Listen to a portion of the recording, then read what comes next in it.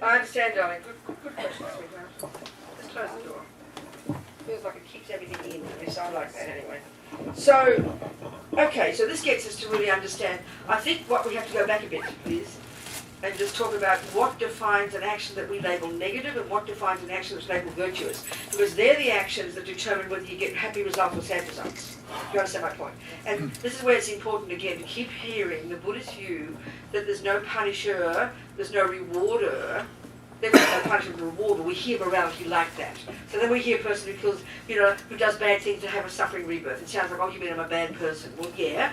But you have good rebirths if you do good. So what I'm meaning is we're so used to hearing it as punishment and reward, which is our typical view if we say I was a Catholic. I'm not complaining about it, but it takes a while to get used to the idea that it's a natural law for the Buddha that certain actions based upon certain things in the mind will naturally bring certain results. And that's it. So when that means we have to understand what a negative action is and what a virtuous action is in order to know the karmic results. So to get to your question, in general, the Buddha would say actions that harm others, including actions that harm yourself, all actions bring results to us. This is the key point the Buddha says. Okay. My Jesuit priest friend, when I asked him, what is a sin by definition? He said a sin by definition is going against the will of God. Now that is the perfect answer in Islam, in Christianity, etc., etc. Because God is the boss. So what makes an action wrong is because God said it's wrong. And that's fine, but it's not the Buddha's view, because he's not a creator. So for the Buddha, a negative action in general, the worst negative action, the heaviest, are those that we do that harm others, which is hardly rocket science. I think we all agree, but it's a natural law, he says. But his key point is this, that everything we think and do and say, whether it harms others or helps others, they are what define a negative and a positive action, one that harms another, one that helps another. But they all bring consequences to ourselves. It's a natural law that whatever I do will bring results to me. Whatever I do brings results to me. Whatever I do brings results to me.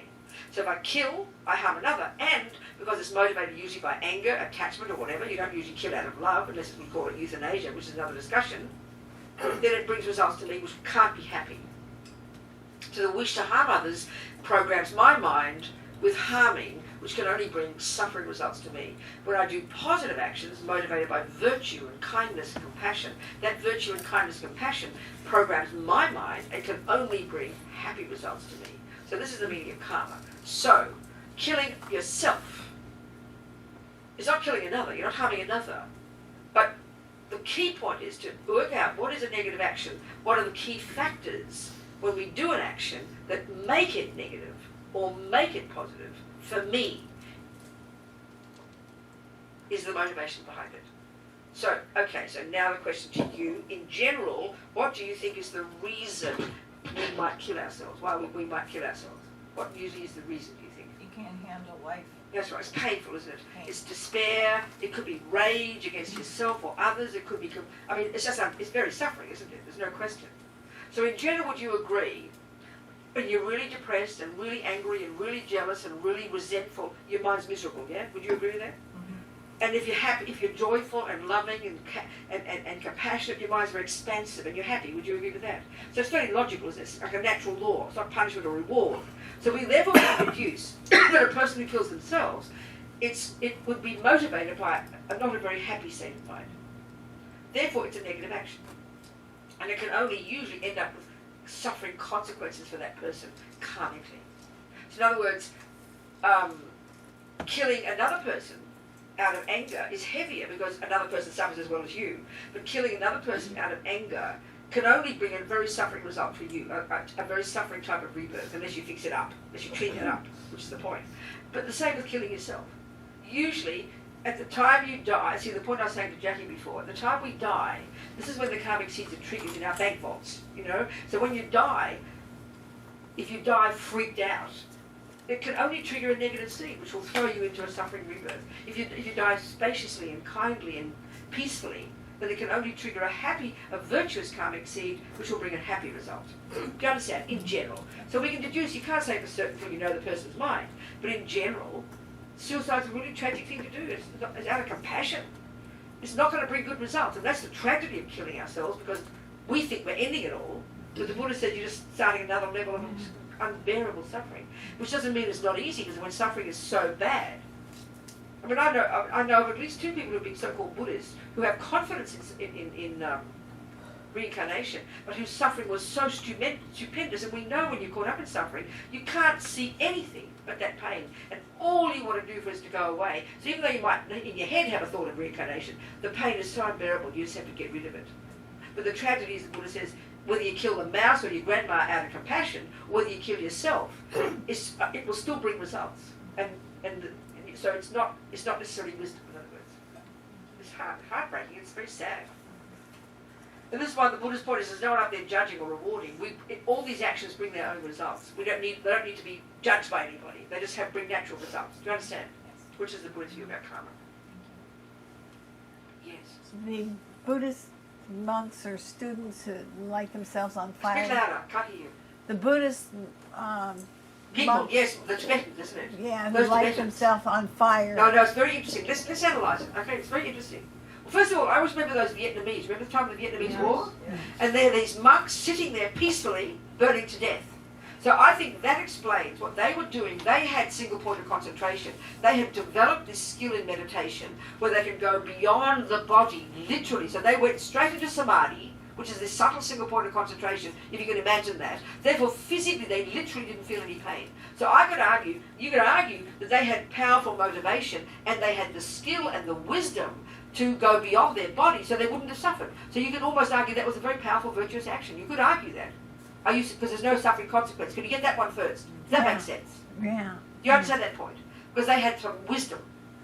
I'm suggesting. First of all, do you hear that point? Yeah. Okay, good. But then you think of the Tibetans, the poor darling Tibetans, and you hear stories of a Tibetan person running down the street screaming in agony as they're burning to death. I don't think their mind's peaceful, is it? No. Are you with me? So if their mind's not peaceful, they might have meant well. But what good is that if you're freaking out as you're burning to death and your mind is having a panic attack? How can that possibly trigger a virtuous karmic seed? It's impossible. Do you understand my point? Yeah. I'm not judging, I'm trying to give an analysis of it. You think about your garden you're growing. Huh? Think about the garden you're That's growing. right, but it's all very fine to say it after the fact. But I mean, those poor Tibetans meant well, but if they weren't qualified to die with a peaceful mind, it's kind of completely destroying themselves, isn't it? Yeah. You get my point? Yeah. It's kind of heartbreaking, you know? Yes. Yes, my question. Good. And my question and request is that can you explain bodhicitta and that how we obtain bodhicitta for ourselves and then develop compassion for others when we see negative actions or that others do. What do you say? Okay, so compassion comes before bodhicitta. But bodhicitta, the Sanskrit word, it literally translates as awakening attitude. It's a bit abstract for us. What it refers to is this if a person actually has accomplished it, when you've actually accomplished it. You know, you can practice playing that piece of bark, but when you've accomplished it, then you're a real practitioner, aren't you? It's the same here. So if you've actually got bodhicitta, which is on the basis of living in vows, controlling your body, speech and mind in junior school, going to high school, getting single point of concentration and getting incredible realizations already, getting renunciation, going to university, practicing equanimity, compassion, great compassion, all these countless things in years and years of retreat, if not lifetimes, it then culminates in this extraordinary paradigm shift that occurs in your mind, when now for certain, not just occasionally, but solidly, powerfully, others are more important than you. You only exist for others now. Now, even saying those words, that's bizarre in our culture. You'd be considered mentally ill if you thought like that, because we don't have any reference point for anything like that. So it's an amazingly high realization to have actual bodhicitta. You only exist for others, every being. You love everyone equally. You have compassion for everyone equally. It's an amazing state of being. That's bodhicitta, okay? Now, in general, just to have compassion, so compassion comes before that, and the essence of the compassion wing is called compassion, but love and compassion. So we have all these states of mind. We've got the neurotic, deluded ones. We have attachment and anger and jealousy and depression and despair and all that other rubbish. That's under the first heading, like we mentioned in the week. The Buddhist model of the mind has 3 categories of states of mind. There's no fourth. There are all those that are neurotic, deluded, I-based, ego-based, ridiculous, over the top, the cause of suffering, of our own suffering, and the cause of why we harm others. And the Buddha says we can get rid of them long term. So we have to identify them. Then you've got the positive qualities, love, compassion, intelligence, the virtuous qualities. These are the source of our happiness and our ability to help others. So this is the end result. You've got rid of the rubbish and full of the goodness. And our Buddha makes this utter distinction between these categories of states of mind. The trouble is right now that we're like a big soup for us. We can't tell the difference. So this is the crucial distinction of Buddhist psychology. So as we progress and progress there, we're going to lessen and lessen the neuroses. So when that's junior school level is control your body and speech, live in vows, don't harm, don't kill, don't lie, take vows, do your purification practices, which we want to talk about more. So short a time, what can I say? What to do? Nearly over, it's 2 o'clock. We'll talk. I know I'm being ridiculous. So, then you go to high school where you get some concentration and you really do the unpacking and unraveling of all the craziness, and you learn to distinguish between the facts and the fiction. And you start to really develop amazing qualities. This is junior school and high school. Now you're ready to go to compassion wing, and now you continue to work on your mind. There's no difference. You continue to work on your mind, but now it's in reference to helping others, and this is more profound level. And the essence of all of the positive qualities in the Buddhist view, you can narrow them down to love and compassion. So what's love? Love is bare bones. The beginning, what love is, the delight in someone else's happiness. You see someone happy, you delight for them. You want others to be happy. Whatever makes you happy, sweetheart. When our mother says that, we can say she genuinely loves us. Not polluted by attachment, you know. But we can't tell the difference half the time between attachment, which is my neurotic needs, mixed with our love. And that's what our mummies do, and that's what we do with our own babies and all the rest, you know, and our parents, our friends and everything else. So then love is the wish that others be happy. Compassion is the empathy with others and their suffering, the wish they don't suffer. And you grow these to a limitless degree. So the Buddha's telling us in the compassion wing that we've got the capacity to have love and compassion for all beings equally. Now hearing that in the way we look at the world now, and the way we see the way the world works, and you go, that's like mental illness. Nobody would consider that that's reasonable or even possible. Do you understand? In other words, you mean I love my own baby and I love the pedophile? Yes, Buddha says. Excuse me, mate. You know, drop dead. I mean, it sounds demented, right? So the compassion wing is really profound. That's why you can't go anywhere near that until you've done high school, which is getting concentration and knowing your own mind and distinguishing between these neuroses and beginning to lessen the delusions and grow the virtues. You understand? That's fundamentally necessary, and you can't do this until you've got some basis of karma, the beginning one where you control your body and speech and stop harming others. So the key components for understanding, okay, the Four Noble Truths. There is suffering, there are causes, you can get rid of it, and how to do it. The first level of suffering only is what we're talking about here. That's when the bad things happen. So we have to first in the junior school recognize, you know what, I'm sick of suffering. What's that mean? I don't want to have headaches. I don't want people to lie to me. I don't want people to steal from me. I don't want to have husbands who give me up for younger versions. You know, do you understand? I don't want to be not believed. I don't want to get raped. I don't want to get sick. This is pretty common sense, right? Then you think in the future, if your mind continues, you know in the future you won't want those either. You know if your mind continues, you don't want that kind of life. Well, if you can think about it, I might want to born a dog, I don't want to born a lion. That may be abstract for us. But at least if you think you know, right now, look at our lives, we know we don't want to be harmed by others. It's not rocket science. So all Buddha's saying is, honey, your mind will continue having that if you keep creating the causes. So you better stop creating the causes. Well, what causes me to get not believed in the future? Guess what? It's called lying. Well, I better stop lying. Pretty simple. You go to the health stores, or the homeopathic. That section, the homeopathy section is great. It has a list of medicines from A to Z and a list of diseases in a little book from A to Z. So you go, arthritis, okay, arnica, good, arnica, thank you. So there's the disease and there's the solution. Well, Buddha's like that. So his first level of practice, he suggests we don't kill. Well, what's the consequence of not killing? Guess what, honey? You'll get a human body, you won't get killed, you won't have a tendency to kill, and you have a very nice environment. Oh, I think I better stop killing. I want that in the future. Do I want to have a crummy environment? No, then don't kill. Do I want to have people kill me? No, then don't kill. Do you want to be born as a lower realm animal? No, thank you, then don't kill. So it's simple instructions. Of course, in the beginning, you've got to have kind of confidence in the Buddha, because we're not clairvoyant yet. So it's advice that will bring a certain result. So now, when I realise I don't want to get killed, I don't want to get lied to, I don't want to be stolen from, I don't want to be raped, No way. So my solution is now to stop doing those causes, which will produce the future results, because I'm the one who brings my own results. That's the logic of karma. So that's why, if I'm a Christian, I don't kill. Why? Because God said.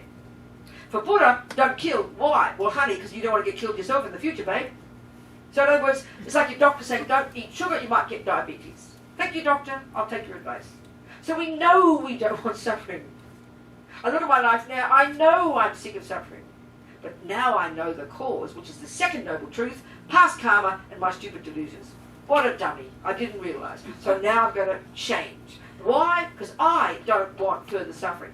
We think, oh, that sounds very selfish. Excuse me. You've got to help yourself first before you help others. So my point about this is this. Once you got that, now that is the basis for compassion. So now I look around and I go, oh my God, look at the pedophiles. Look at the victims of pedophiles. Look at the terrorists. Look at the victims of terrorists. I mean, everybody harms everybody else. So I go, that poor victim, they don't realise it, but they must have done that in the past. And then I look at the pedophile, and I'll go, my God, that person must have had it done to them in the past, and they've been vindictive, I'm going to get back at you. And sure enough, 2 lives later, they're getting back at them. Innocent baby, we think. Evil monster, pedophile, we think. No, they're just swapping roles. When you have the view of karma for yourself, you can begin to apply it to everybody else. And then what will you have? Compassion. Easy peasy, falling off a log. So you've got to have it for yourself first. So the first level of practice is compassion for yourself. Realising finally, I'm sick of suffering, first point. Second, now I know the causes. Stupid dumb karma and stupid dumb delusions. And I do it to myself. Then you own it, you're accountable, you're grown up, and it's like having compassion for yourself. Then it's easy to have compassion for the others.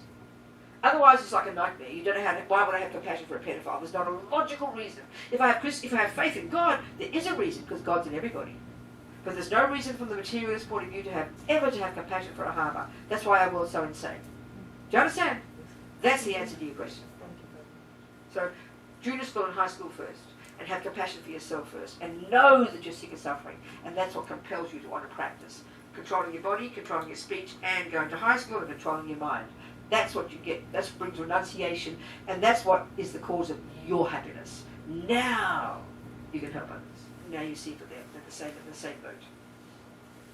Okay? Okay. Any other questions? All right.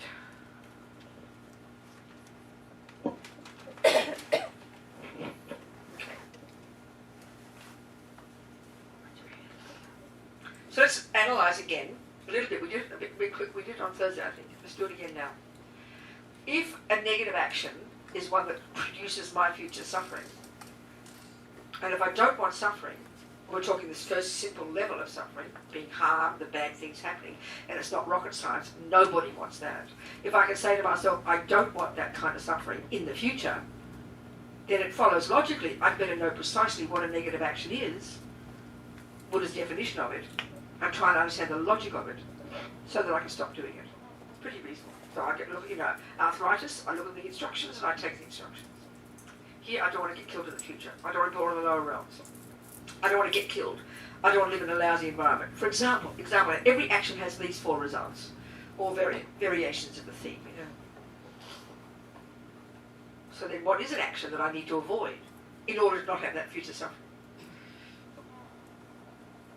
So the first level of practice, as long as everybody says, entry-level junior school, this is in this packaging, this is entry-level junior school, first practice. As everybody says, the most urgent first practice to do is back off and don't harm others. Back off and don't sow more seeds of future suffering. In other words, the first level of practice is stop eating the sugar, stop smoking the cigarettes, stop sowing the negative seeds that will produce your future suffering. That's the analogy. It's very easy. You know? That's the first one. Immediately. Then the next level of practice is you're going to start eating better so you can purify the sugar you've already eaten so it doesn't ripen as future diabetes. You get my point?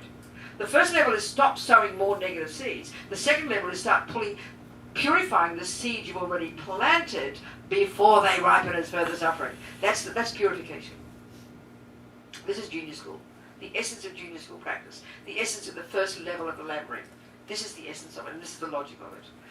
Because the view of karma says, you know, I'm the cause of my own happiness. I'm the cause of my own suffering. So at least stop sowing more negative seeds. And that's why first level, entry level, junior school Buddha's instructions, just like Jesus, just like your grandma. Behave nicely, please, and stop harming others, at the very least. And the 7 little instructions Buddha gives for the body and the speech. Don't kill, he suggests. He exhorts us to not kill. Remember why? Not because he says so, which is Jesus' reason, but because it'll cause you future suffering, Robina. That's the point. And this is what takes time for us, because we tend not to think that there are consequences to what I do to myself, unless I get caught. This is a natural law. You don't have to get caught eating sugar in order to get diabetes. I'm sorry, that's childish. You don't have to get caught smoking a cigarette so you can get cancer. Cigarettes themselves produce cancer, let's say. So killing itself produces future suffering. You don't have to get caught doing it. That's why this Buddha's view about punishment and reward is sort of a bit dualistic, you know. We're going to have rules in the society, it's okay. But the idea that a negative action is only when you're caught, and or it's only negative, it's naughty if you're caught doing it. It's very silly, Buddha's view. Okay.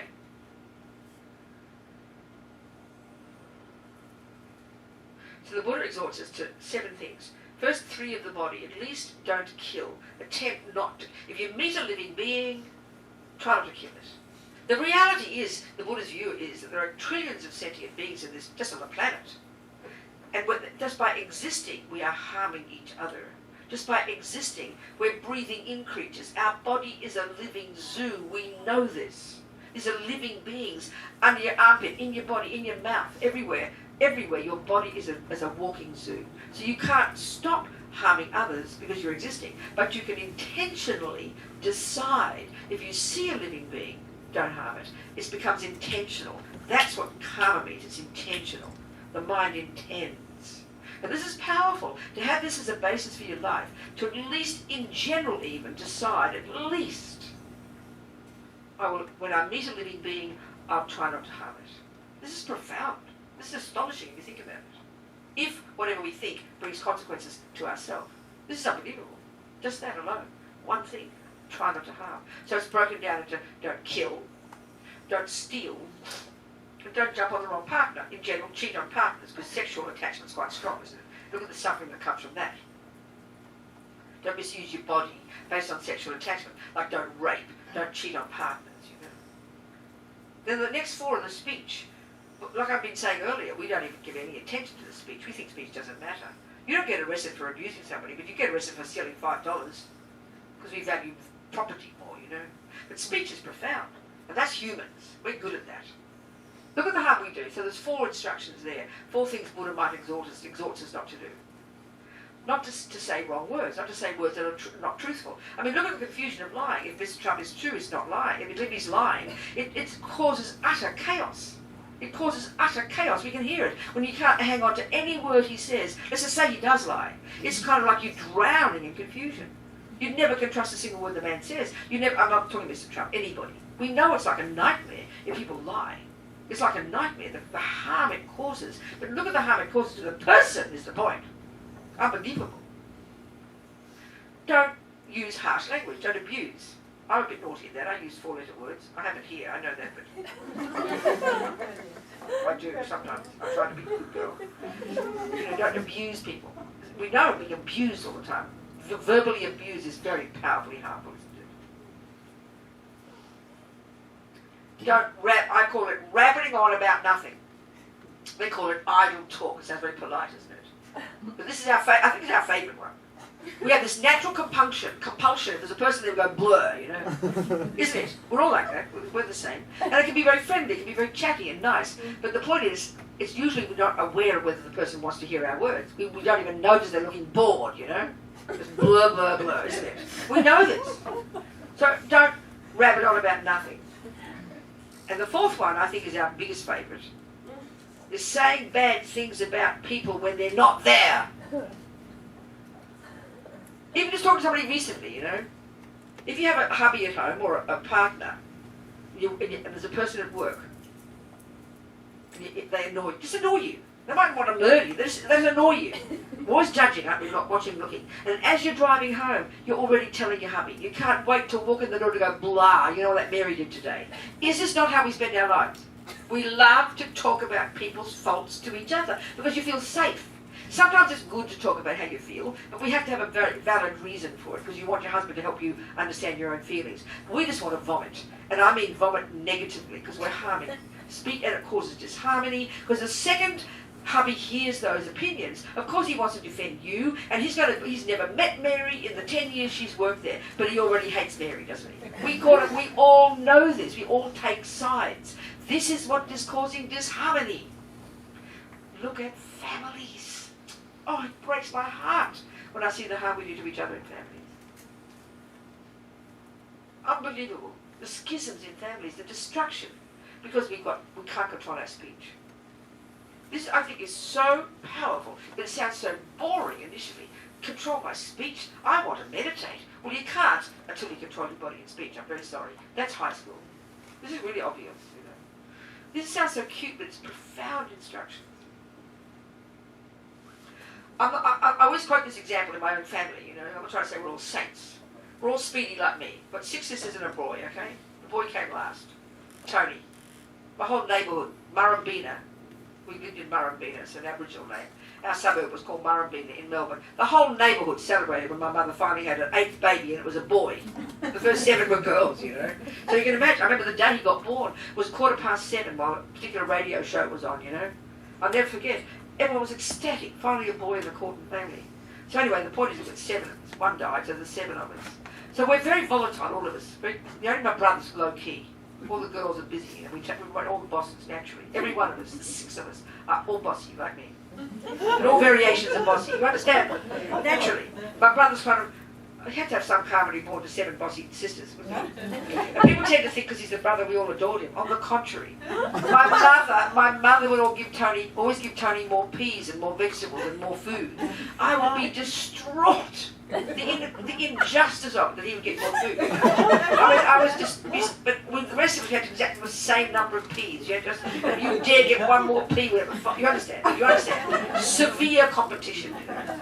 So jealousy, fighting, competition, naturally, but we all adored each other, naturally. It's a very close family. So we got older, and because my poor mummy and daddy had so many babies so quickly, they ran out of money. They never earned enough money. Anyway, my father used to spend it on alcohol and playing snooker. It's like pool. Australians play snooker. I love my father, it's okay. So it was always a struggle for money. My mother sent us to the fanciest Catholic convent. I think she must owe the bill 70 years later, but never mind. But you understand, she wanted the best for her beloved children. But it was a struggle, real struggle. So we didn't have enough beds. We had 2 bedrooms for 7 children. We had to rotate, sharing beds, you know. And it was intense. I mean, if we're all volatile like this, you understand, a few dysfunctional things happen in the family. I mean, it's obviously intense, isn't it? So we fight, naturally. And I was a bully. I was terrible. I was such a bully, I can't tell you. I always confess to my sisters when I say how horrible I was. I was. Apparently I was kind too, but there you go. So the point I'm getting at is this. We got older, we all did our own thing, we come back at Christmas, because we don't have Thanksgiving, we have Christmas. Because that's summer, Christmas is peak summer, and all the vacation time, and that's where everybody comes together. That's our Thanksgiving. Well, of course, we'd fight, wouldn't we? Then I'd talk to Polly and talk about what Janet said, and Julie would talk to me and say what Mary said, and Tony would talk to Janet and say what Polly said. Naturally, because you do that. So we stayed together for harmonious, but it was a struggle. And you have these burdens you carry around, and you weep, and you have to forgive each other. I mean, you get my point. Well, all I'm getting to is this. This last maybe, I don't know, 10, 20 years, I say. As you've all gotten older, hopefully a bit wiser, still stick together. We've got this unspoken agreement that we really do stick to it. We never talk about things we don't agree with when we're together, and I tell you, we've got very different views. They all can't stand religion, you know. They know I'm a Buddhist nun, they love me for who I am, but I never talk about it. I think I can count in 42 years that I've been a Buddhist, the conversations I've had with any of my sisters. Because they don't ask, and I don't care. It's my business, you know. I have no need to blurt out my mouth all the things I think. I never talk about it. I don't. Why should I? No reason. But we talk about the things like the football. I'm just watching in my break, you know, the Sydney Swans won the football yesterday, so I watch it on my computer, you know. So we all agree about the Sydney Swans, for example. So, I mean, we talk about lots of things. We're really harmonious. And the second thing we do, we don't talk about each other behind our backs. And we're really religious about it. And I can't tell you the difference. There's harmony between us, a really sweet feeling, and even we have the ability to rejoice in others' good qualities, you know. We all support each other when things go wrong. This is only because of speech, consciously protecting our speech. And it sounds so kind of boring, but it's profound, the benefit. Are we communicating? Yes. We never think it's a problem. Yeah. How did you get to that place in the family? I mean, did you make a rule one day? No, I think it's just, maybe it started with, I think, all my sisters, I really respect. I mean, I can respect them. They've all got they really help others. They're fairly honest. They're very moral people. You understand? They're all very volatile, you know, but sort of all got morality and good ethics, even though they're all given up being a Catholic, don't like religion. But one's a lawyer, one helps this, one's a chiropractor. They're good people who really try to help others and support and go, you know, support the poor, that kind of thing. So there's a basic ethics there. Mm-hmm. But I think it's because over the years you get older, you just become a bit, hopefully, more respectful. But because I think it's mainly coming from a couple of us perhaps starting it unconsciously. Do you understand? And then then we get the message from each other. Do you understand? So if let's say I'm on the phone, or one other sister Julie on the phone, and somebody says something about Polly, and she doesn't respond, you pick it up, you get it. So therefore, there's none of this, you know, this unhappiness. I mean, you know what I'm talking about. Yeah. And it just, how fortunate. And there's 7 of us. It doesn't mean it's that easy, because lots of things happen. Okay, did any of you, like at the beginning, did anybody like resent it? When one person No. just like didn't respond? Okay, Christian's doing this or David's doing that, and Yeah. And you know, most of the time you get, oh, really, la la la. I know, that's right. But then the thing is, you go mute. But then the other person who's saying all these now. No, I know, exactly. So they get sort of like, so you're so good. Yeah, that's right. No, I know, You're exactly. It might have been that way, but somehow all I can see is that it's hard to remember when it started. Mm-hmm. But it definitely is that way now. We might fail a couple of times, Yeah. but it's really severe things happen. I mean, you understand, one of the time, but it's just interesting to see and very fortunate actually, it's true. But really an effort, we make the effort. I mean, the families of either the biggies and littlies. The biggies are Janet, me and Julie, then the one sister, one died there, then there's the one a bit part, then there's the 3 littlies, and there's Judy, Polly and Tony, and Mary's sort of in the middle. She's literally in the middle, you know. So there's the biggies and the littlies usually. And we all, we're all bossy. Janet, I mean, it doesn't matter, but we all participate on a project of Janet. Janet wrote a book, a memoir, about, she's a fanatic follower of Sydney Swan, so she wanted to write a book. I couldn't care less about the stupid book. Julie is a graphic designer. I'm an editor, so we helped Janet write her book. Well, it was really volatile. Janet would be in tears. I hate this book. She's bursting into tears. Julie's bossy, saying she put an and here and a commas there. We're really bossy with each other. But somehow, like a miracle, we all joked at the end. It was a bit volatile, tears and everything. But we managed. It was astonishing. So I can really tell you, it's astonishing. I just want to go through this real point because I go back to my family every time. You go on? Go back to my family. Yeah. There's 6 of them. That's right, there you go. 6, okay? And there's such, but we Yes. love each other. We're That's like right, there you go, that's it. clan. That's right. But there's very bad divisions. That's right, Where because they're all- that's the point, and you have to identify the problem. But I know, but the thing is, if I say, You don't say, you If just I don't say- do it. okay, just You- don't do it. You don't say it, you Just don't give keep lectures, you going. never give lectures. I can't say, I can't partake in this conversation. No, you can't. You don't give lectures. See, I just think back to the fights we would have. It would be so volatile, be tears and crying and accusing. But we'd always get, see, the big thing, we didn't have resentments. We'd always forgive each other next time. That is often when there's resentment and then you refuse to talk to each other. That's pretty much disastrous. We never got to that point.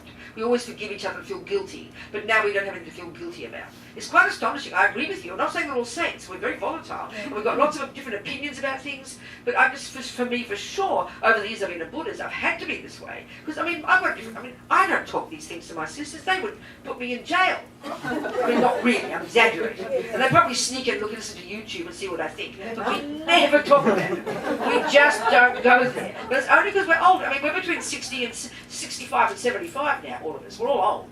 But luckily there's this bond that has to be there first. But I think it's hard if you don't all gradually do it. We've learned from each other about it.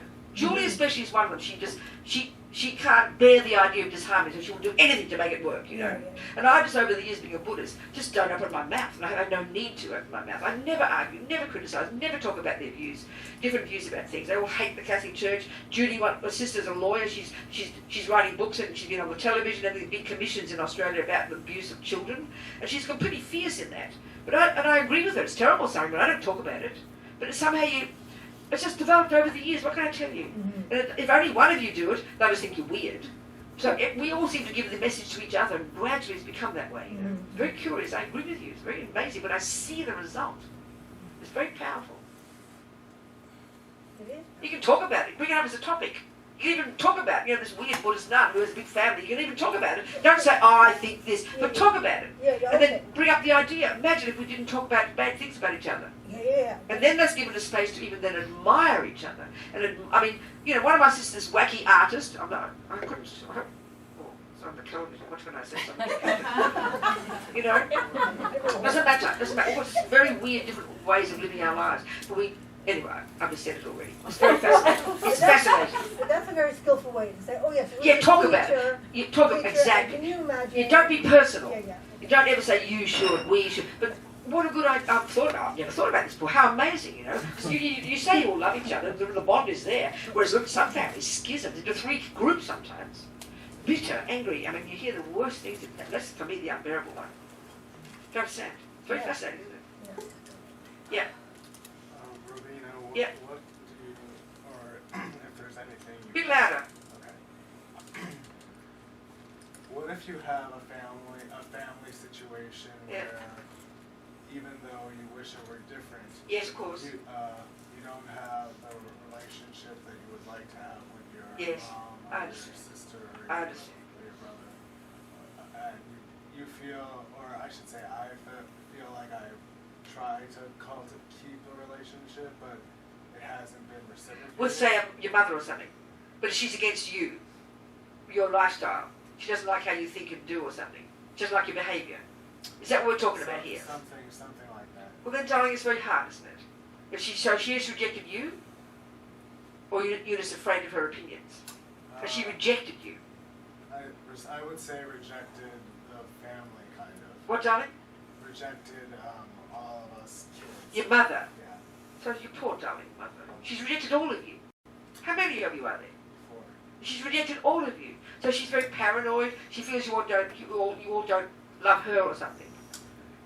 I think she put, in the early years, I think she put a lot of herself into us, and then... You mean she was very self-centered?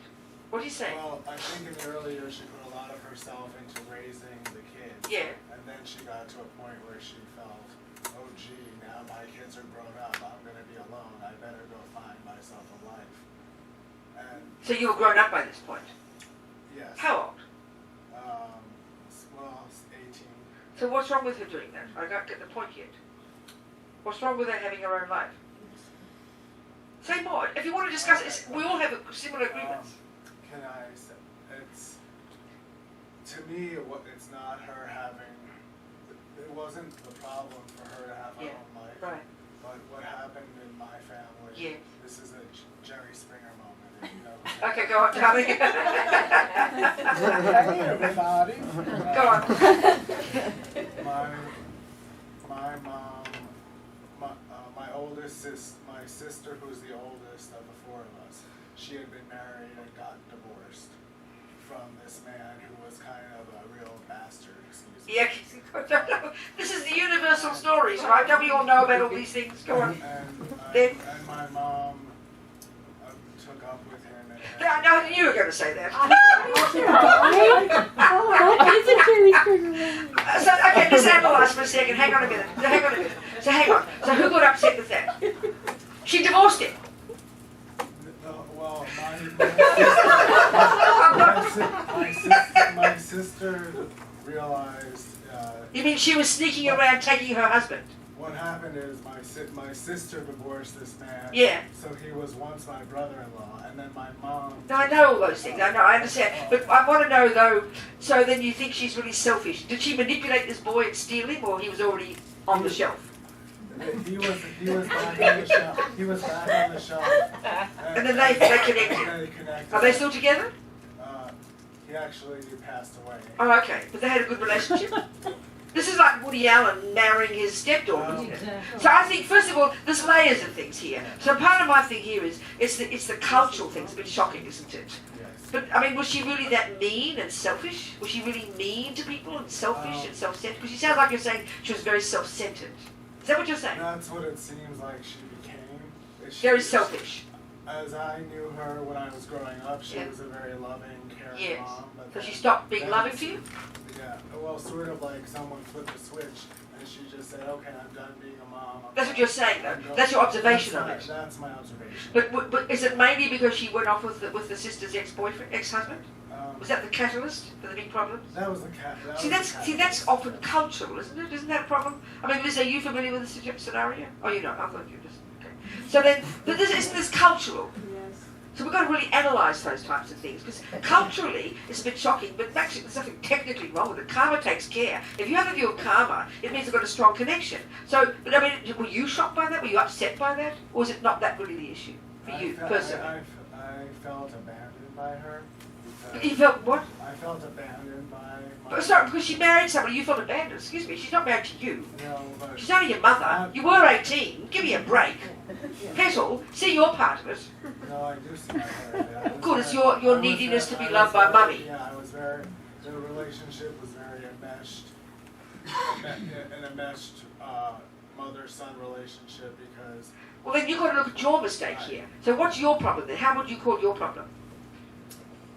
It's like a tennis match, and you're each playing the role. So what's your bit in this, do you think? What do you have to learn from this? I maybe unfairly put too much responsibility on my mom. Expectation that your mummy's got to be like your mummy, you know. That she's right. This is called attachment. You see, we haven't begun, let's just talk a bit more about attachment now. Okay, this is coming to this point. Very interesting. We're all hilarious, aren't we? We're all Jerry Springers. I mean, we're all Jerry Springer stories, I'm quite sure, you know. But I mean, if she'd snuck, that's what I say, if she'd snuck up and seduced him while he was still married to her daughter, that's a bit sneaky. That's a bit competitive. That's a bit wicked. But he was already thrown out by your daughter, by your sister. And then she got him. I think that's not too bad. I mean, it's a bit, it's not too bad. I mean, come on, please. Good luck to her.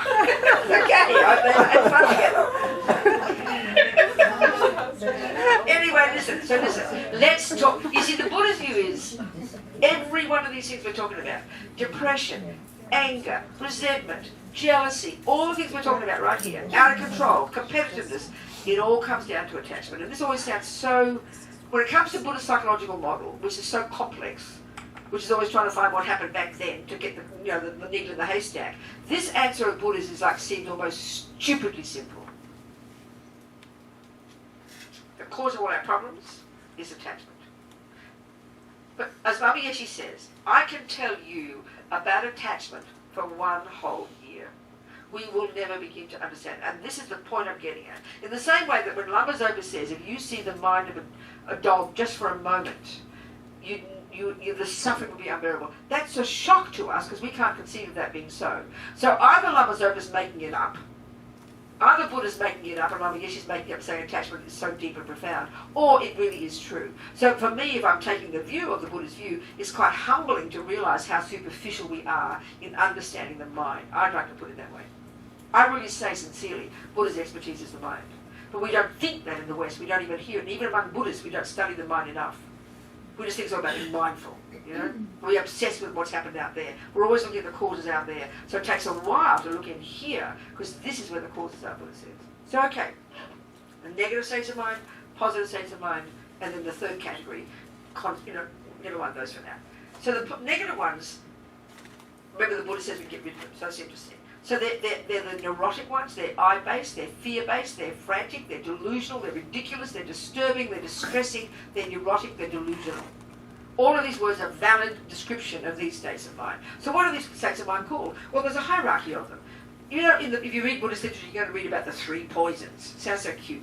You don't go to your therapist, oh, I've got the 3 poisons. Shut up and go home. Well, you understand.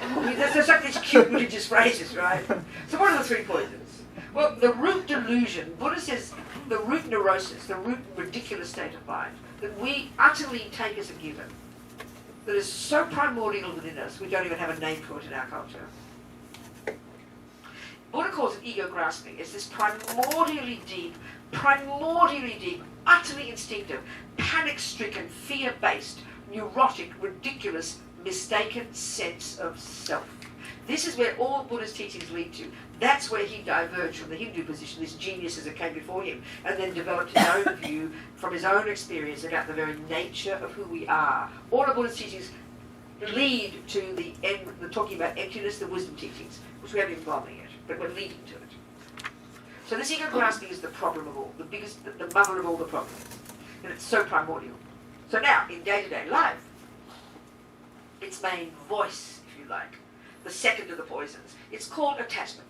And then the third one, which is the response when attachment doesn't get what it wants, it's called aversion. A simple word. So in life, in daily life, effectively, attachment is the source of all suffering, of all problems. So let's try and show that simply, So the emphasis in Buddhism is, the emphasis in the West is you look at the outside. What did my mother, look at what my mother did.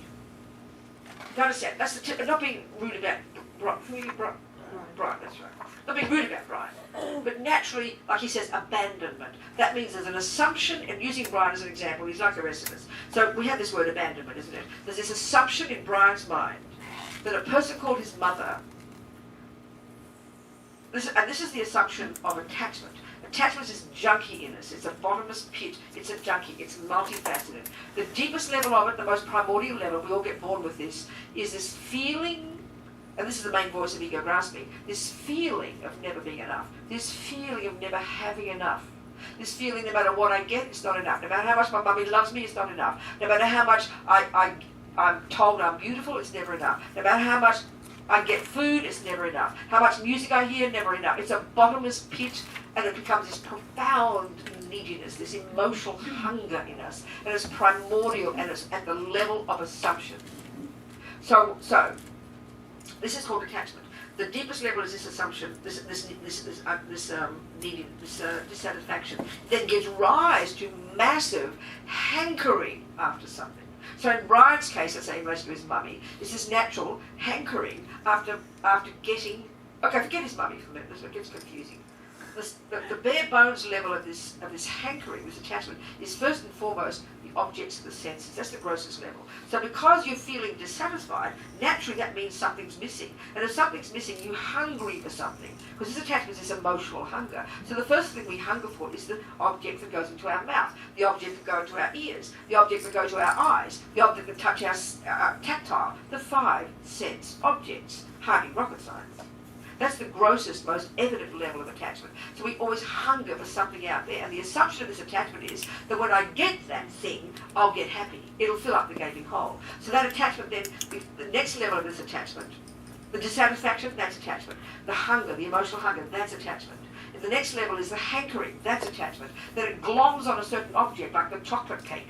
And then attachment's next job is it exaggerates the deliciousness. It exaggerates the deliciousness of the chocolate cake. It then causes us to manipulate to get the chocolate cake. It then causes us to expect the happy feeling to come such that when the chocolate cake gets in the mouth, it doesn't go in that hole instead. We don't make a mistake. Oops, what happened? We know the hole to put it in because of instinct, of the practice. So then the delicious feeling comes, which is the point of the whole exercise, and then there's the expectation that the more I have, the more happy I'll get. Whereas my mother used to say, the more you get, the more you want, darling. I think about that. The more you get, the more you want. That's Buddha's point about attachment. It's a bottomless pit. So, what Brian's implying, and this is the deeper level of attachment, we all have it. And it seems so corny to say it this way, it's almost embarrassing.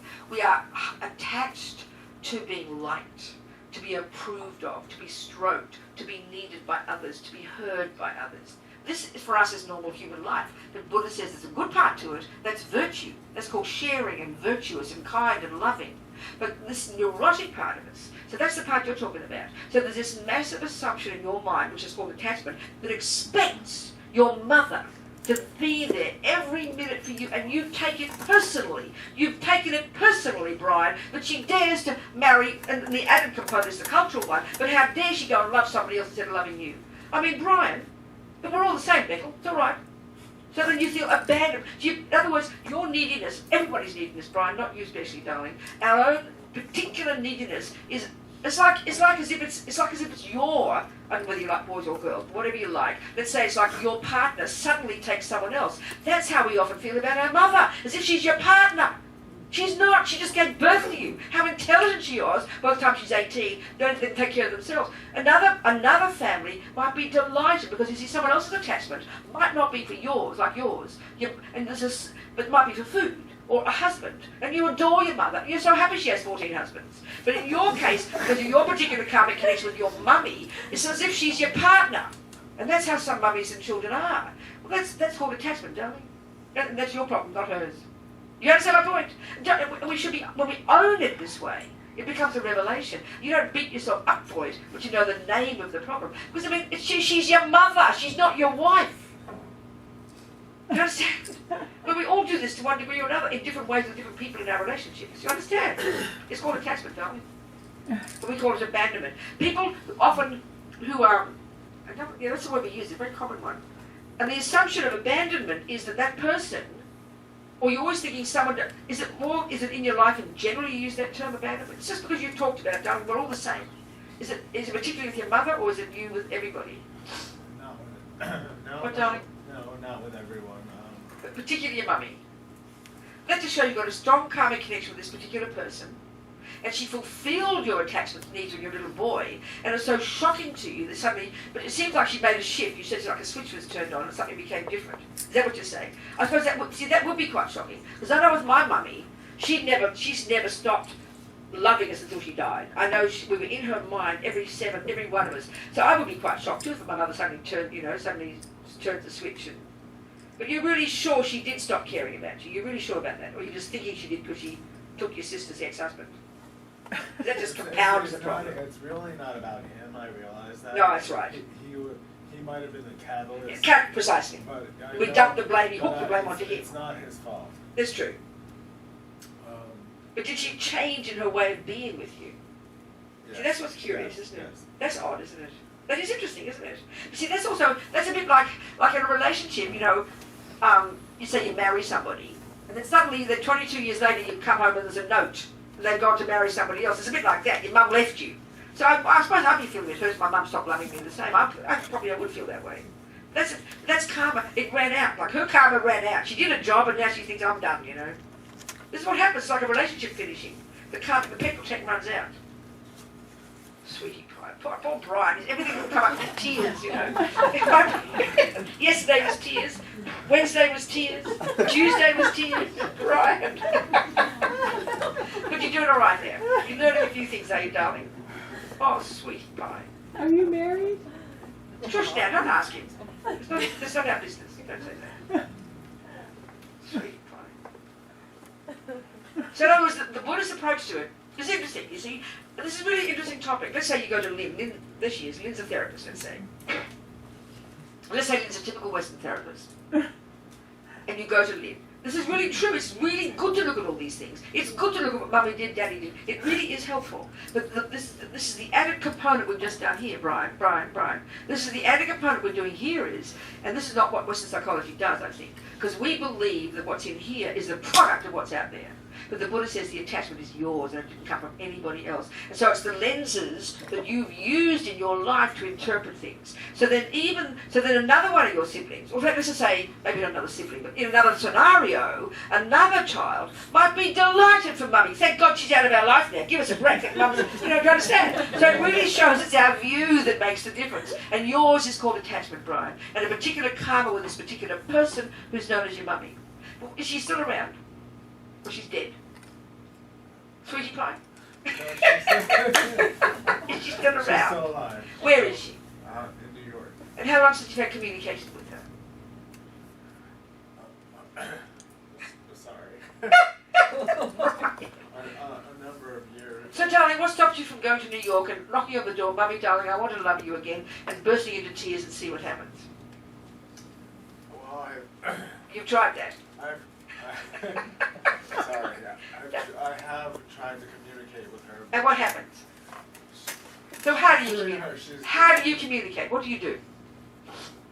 She's doing her. No, what do you say and do when you communicate with her? What do you do? How do you do it? Give an example, Brian. Sorry. Don't be sorry. It's all right. Go on. What do you do to communicate with her? How have you done it? Called her. You ring her up. And you weep like this? No. You try to be strong and buoyant. Hello, what do you say? Hello, Mum, it's Brian here. And what does she say? No, really, come on, tell us. Brian, you're getting for Brian. Am I shocking you, you people? No, Am I making some of you nervous? No, Are you okay? No? you're good. This is You're good. okay? Yes. Okay, come on. You don't have to talk if you can't talk anymore. No, don't say that. I wanted to talk. I just try. No. What does she say to you when you reach out to her? In general, how does she respond? In general, darling. Pretty well. I guess this is my putting my. Never mind. Say it. Pretty chilly response. Like what? Give us an example. Like what?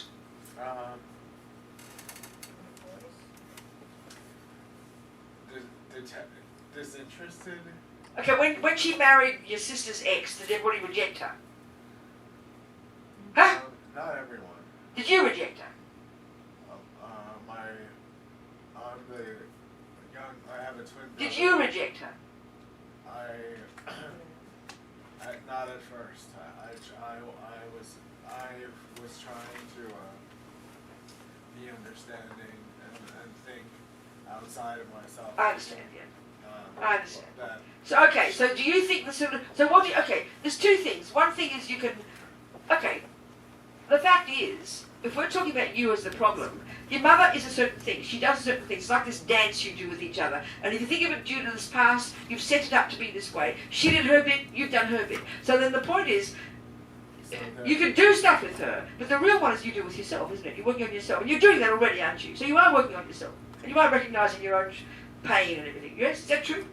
Is it healing you doing this kind of work you're doing? it's helping. It's helping. Good. Because I know. It helps you locate what's in you that you can fix. Yeah. So this is the Buddhist point. If you can fix the outside, great. But here you're doing the real one, working on your mind. And that's the key. This is the key, sweetheart. And it helps to think of the events that happen, because it triggers. But the thing is, the Western one is, that's why you're like this. Because that's why the Western one is very clear, you're feeling this because she did that. That's absolute, isn't it? In typical Western psychology. Is that true, Lynn? Generally speaking. Whereas the Buddha adds this extra component. No, darling, due to past karma, you got a certain relationship, you set it up, you got born to her, and due to your particular neediness, your particular attachment, and then due to the karma, and then you are interpreting this. So the job is for you to fix you, which is what you're trying to do, isn't it? So go for it, baby.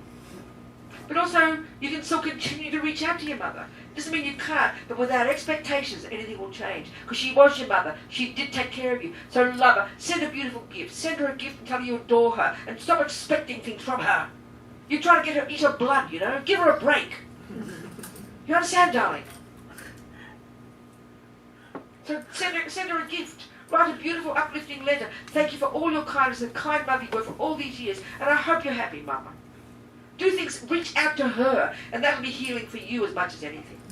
It's Mother's Day. You see what I'm saying? You see what I'm saying? It's Mother's Day on the 13th. That would be great. Oh, there you go. Do you see have you ever done that? May 13th. Ever sent her a letter of love and thanks? Well, then that's fine. So anyway, you should do that for her sake. But don't expect her to suddenly adore you again and bring you back into her womb, because you're a big boy now. Do you understand? She's finished her job. Do you understand? So you're working on yourself. You're growing from all this. You're becoming stronger and more wise, are you?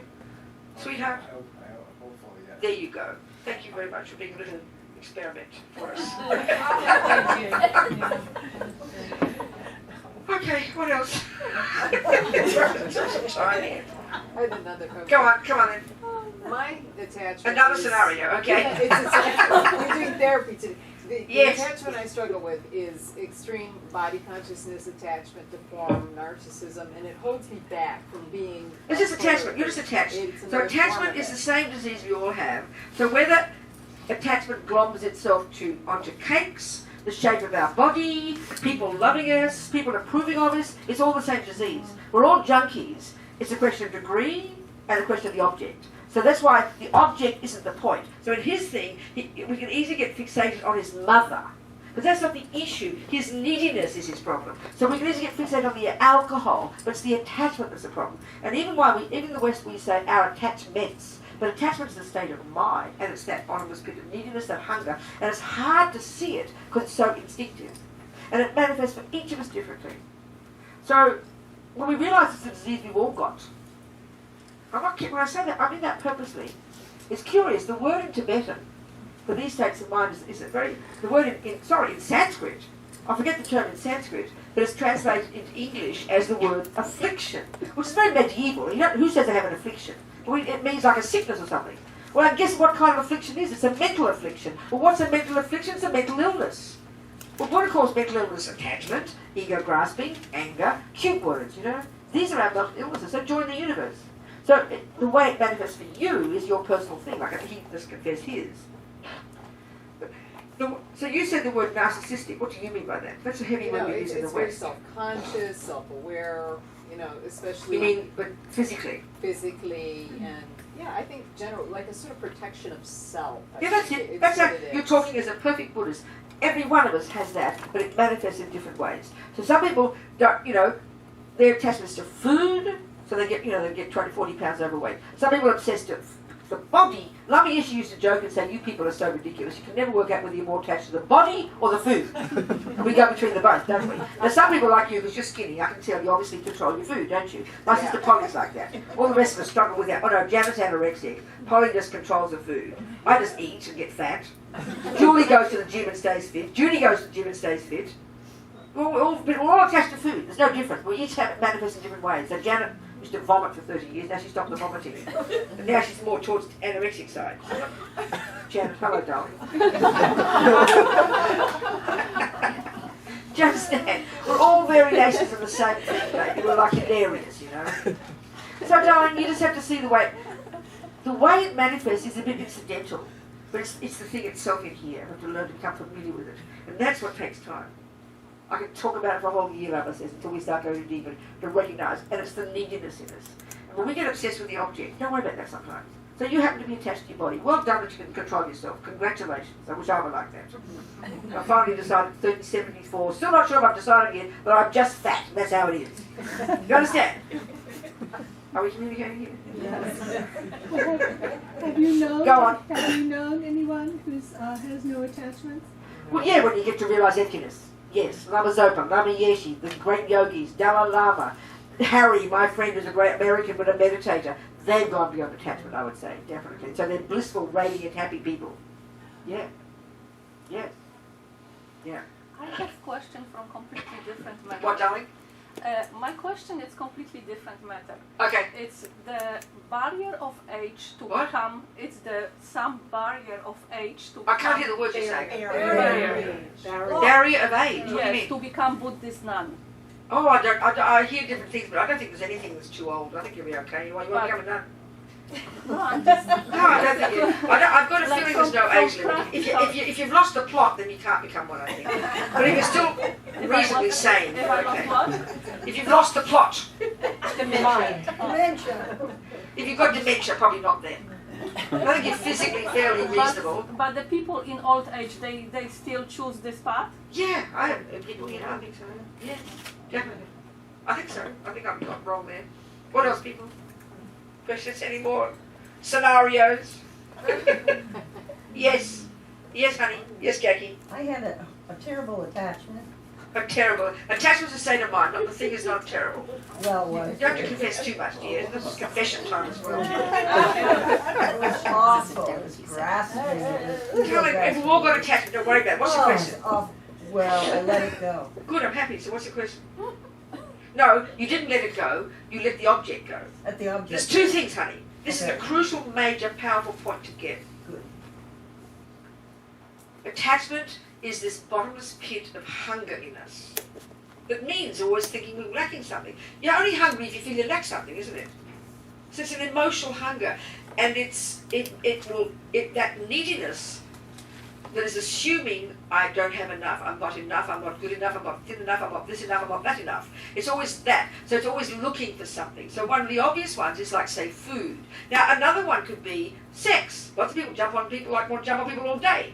One of the girls I heard about Tinder. It's a cheap way to get sex, isn't it? I discovered that. I mean, you just have to go up and down the street and go to parties, and now you just go on Tinder and go swipe. So she said that one girl said it was a bit depressing because you're just getting dressed, and you look over to the bed, and he's on his Tinder looking for the next girl. So it got a little bit depressing, she said. You understand? So this is attachment it's never enough. You never get enough. So if it's just for food, at least you're just harming yourself, okay? If it's jumping on boys and girls all day, you're harming others. If it's killing, can you imagine having attachment to killing? That would be terrible, wouldn't it? Can you imagine how fortunate we are as pathetic old food, keeping thin, you know? Do you understand? At least we're not harming others. So if yours was harming others, I'm glad you gave it up. So darling, the attachment is a state of mind. The attachment's a state of mind. So that's why at the very least, don't kill, don't steal, don't jump on the wrong person, don't at least control our body and speech, because they are what harm others. And guess why we do it? Because of attachment. We only do what I want every time. That's attachment's job. It's like a junkie in us that is completely obsessed with getting every second what I want. And it's frantic. So how fortunate we are that it's just crummy old eating too much food, or, you know, understand, or having a thin body. Then when it comes to the next level, where it becomes now, where you become, another way attachment functions, you become very self-centered, narcissistic, as you put it. This is completely natural. But some people have got lots of attachment, but be really kind people who are really loving and generous, because they're mainly attached to food, so they become, 200 pounds overweight. But they're soft, kind people. Other people have attachment to power. Other people have attachment to lying. You understand what I'm saying? It's limitless in this capacity. So we've got to at least control it and give up the object if it's really too intense. So I'm glad to give up the object. But giving up the object is only the beginning. It was so. Giving up the object of your attachment is only the beginning. It was so amazingly freeing. When you gave up the object. That's it. That's the first step. But you've got to watch yourself like a hawk. Because attachment is still there, but at least you stop feeding it by stopping that object. But you've got to now work on the attachment. And that's often what happens when you give up the alcohol. The attachment energy is still there, the neediness, the hunger is still there. So we've got to be skillful, not just to dump it on another object. So the real job starts when you give up the object. So, a friend of mine, for example, is attached to doing video games. Obsessed, completely, apparently, obsessed with video games. Well, then, even if you control it, you hear about people who are junkies, but who manage to survive in their life and manage to live a good life, because they're very disciplined. But you've always got it in your mind. And it's obsessive. So that's why you at least give up the object, like cigarettes. Even for me, when people smoke cigarettes now, you get down to 10 a day or 5 a day. Frankly, I think it's bizarre. I mean, I used to smoke 80, because you were allowed to in those days, wasn't it? 40 normally, Marlboros. But for a while it was 80. When I was on speed, I got very extra speed. I'm serious, I did.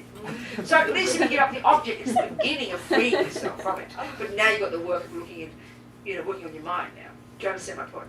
I think what happens though when you do something that is so intense and let it go. Yes. Let the object go. The object go, that's right. You have such freedom. That's right. That you have motivation. Precisely. That's exactly right. That's the power. And what's it? That's right. And when we think of it, let's just say it's food. Because one of the signs of attachment in the mind is just about the object all the time. So Brian can look at his mind here, and he doesn't have to confess it, but when you have a particular neediness, you're thinking about you're thinking you're wishing that thing all the time. If a person's really attached to money, don't you always notice that you haven't got enough money? But then he's always noticing he's not getting the love he thinks he should get. Do you understand what I'm saying? So it's so arbitrary. Some people couldn't care less about love. Some people couldn't care less about money, even if they have nothing. But it's when you think about it, then you're always going to see that it's missing, don't you? That's what attachment does. It thinks about that thing all the time when the object is not there, and so then you manipulate to get the object. And then when you get the object, you think, now I'll get happy, but you just get more greedy. As my mother said, the more you get, the more you want. So this is a tragedy of attachment. As the Buddha says, not only will you not get happy when you get the object, but you'll increase your dissatisfaction and keep craving it more. And that's when you become a junkie on the streets. That's the obvious extreme example of attachment. So whether it's video games, jumping on girls, food, doing weird things, you have to confess yours, it's okay, needing other people to love us, the mind is preoccupied with what we think is missing. But we made it up. This is the joke. You can change your mind, you know. Do you understand what I'm saying? Attachment is a habit. And so we create the story. And that's what loneliness is. Think about it. You're always noticing you've got no one to share your thoughts with. Do you have that one as well, Brian? Not so much. There you go. Good, darling. But that's a tragic one for the world, isn't it? When, in other words, your thoughts are working all the time. You're always thinking, and you're always noticing that there's no person to talk to. It's like a person noticing there's never enough money in their pocket. It's a person noticing there's not enough food. A person noticing that person doesn't love me. So we make up that story. That's the powerful point. I mean, it's not an easy habit to give up, but our tragedy is we believe the story. So with loneliness, we are believing that because I haven't got a person next to me who can hear my thoughts, I must be a bad person. I must be less of a person. That's what loneliness is saying, and we always believe it's true. This is beyond shocking. It's not true. It's not true. The Buddha's view, but don't just call it Buddha's, is common sense. Everything that we are is here already. Everything that we are is here already. But we're so completely schizophrenic, thinking it's all out there, and I've got to get it inside me. It's like demented. You know, one Lama said we're like children who draw a lion and then become afraid of it. So we got attachment, which is neediness, which means I'm half a person. I don't have enough. So we see cake, and attachment creates a fantasy about the cake and then plonks it on the cake. And that means the cake is this delicious divine thing that when I get it in the mouth, I'll get full and happy. So we made that story up. We make that story up. We got born with it. It's programmed in us, and then we believe it's true. This is the nightmare. Buddha says it's about all the delusions. They're stories we've made up over countless lifetimes. We come into this life fully programmed with them. So to unpack and unravel and deconstruct these conceptual stories, that's the job of being a Buddhist. I swear. It's powerful, and it's logical. Are we communicating? Yes. Does it have to be always painful? I mean, in other words, a lot of times... Yeah, neuroses are painful. Yes. Yeah, by definition, they're painful. I wake up and I say, I'm not going to do this anymore. I'm tired of it. That's and right. I break it. That's right. I choose to break it. That's So right. something- And that's the point, I think. A second, like Jesus said, the second, even if it's just deciding to go on a diet because you're sick of, not because you're sick of being fat as much as anything, but you're sick of the habit. You're sick of being like you said, free. We're sick of being imprisoned by the habit. That as soon as you see cake, it's got to go in the mouth. That's what attachment, you're like a baby. We can't resist it. And there's a panic. We think we can't get it. You get my point? So my point is this. Attachment believes that when I get the cake, I'll get satisfied. But no, by exercising my own will, I will not have the second piece of cake. That second, you just taste your own potential. Otherwise, you're giving the cake all the power. So you're giving yourself power, and that's what comes from giving up attachment, because you feel free. And that's the practice to keep going, giving up attachment. It takes time. Don't cross your fingers. Don't wait. Don't kind of wait for it to happen overnight. This is the day-to-day practice, becoming familiar with your own thoughts. And the more we become familiar with these emotions, then we go beneath and we'll realize that they're conceptual stories that inform the emotions. That's where you do the reconfiguring of our conceptual stories. That's deeper down, and that's the real practice. I think when you're in the middle of it, you don't. That's right. Of course we don't. Yeah. That's You don't right. have any Precisely. idea what That's you're right. And the other point is this too. First of all, we have to recognize the problem. Then our problem is that then we think, I must get rid of the problem. And because we see it takes time, we then get depressed about having the problem. So then you're never ending. So part of the process has to be accepting the problem and refraining from following it. But it will still be there in your mind. It will still be there. Maybe until you die. But that's what but you're exercising power over it, and that means you're hearing your, I like to think of all my crazy roommates. We've got good roommates and crazy roommates. Our own thoughts, right? So my feeling is, attachment, you see, attachment is a junkie that only wants everything to be nice. Attachment only wants what I want every second. And that's when it can manifest as narcissistic and self-centered. And we all know people who are really self-centered, who only want to do what they want every second. That's one particular way attachment manifests, you know? So when you realize all these ridiculous thoughts, all these ridiculous stories, all these ridiculous assumptions, you start to see them. And then the first practice is, don't put the cake in the mouth every time. That's already powerful. That's junior school, control your body and speech. You understand my point? That's the first level. But it doesn't mean the attachment's going to go away. So then the next level is recognizing, delighting in your discipline, delighting in the liberation of giving it up. But now the next level of work going to happen, which is rehearing all the stories, and it won't go away overnight. So then what we do is we add guilt to it. I'm a bad person, I still am attached. I'm a bad person, I still get angry. That's mistaken. We've got to start hearing all the crazy roommates, but learn to live with them. This is powerfully important. We learn to live with them. We hear their problems. We hear their crazy roommates. But they won't go away overnight. So stop resisting them and stop being angry having them. You just add another roommate by being angry. So you learn to live with these roommates. You live with the attachment to food. You live with the attachment to the body. But you learn to listen to your good roommates, your wisdom, your intelligence, your self-respect. They start to get stronger, and you start to identify with those roommates instead of identifying with your crazy roommates. And that's the shift that happens. Are we communicating here? Yes. So then you're cautious, but you learn to live it. And then you start hearing attachment, oh, shut up, Robina, you know, shut up attachment, shut up anger, shut up jealousy. And they get weaker, and they even go to sleep sometimes. They'll only go away when you realize emptiness. They'll only go away when you're really advanced. So slowly, slowly, slowly, you know. So another way of putting it, as part of the process, is right now if we're in the ego mode, we identify with all the crazy roommates. We think we're a creep. We think we're so jealous. I am so angry. I am so attached. I'm so depressed. We're like a baby. But as we start to grow up, you stop feeding them. You control the servants of your crazy roommates, which is your body and speech. That's junior school. Then you start to be more wise, knowing your own mind. You learn some meditation. You go more deep. And then you start to have this self-respect where you start identifying more with your good roommates, your kindness, your intelligence, your self-respect, and not with the rubbish roommates. Yet they're there. They're old habits, Buddha says. But you give them less power. You stop identifying yourself with them. This is part of the process. And then you get so more grown up, if you like.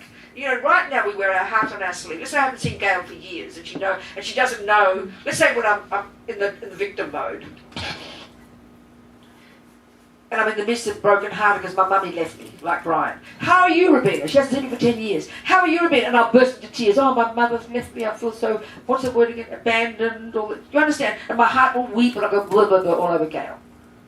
That's normal ego, isn't it?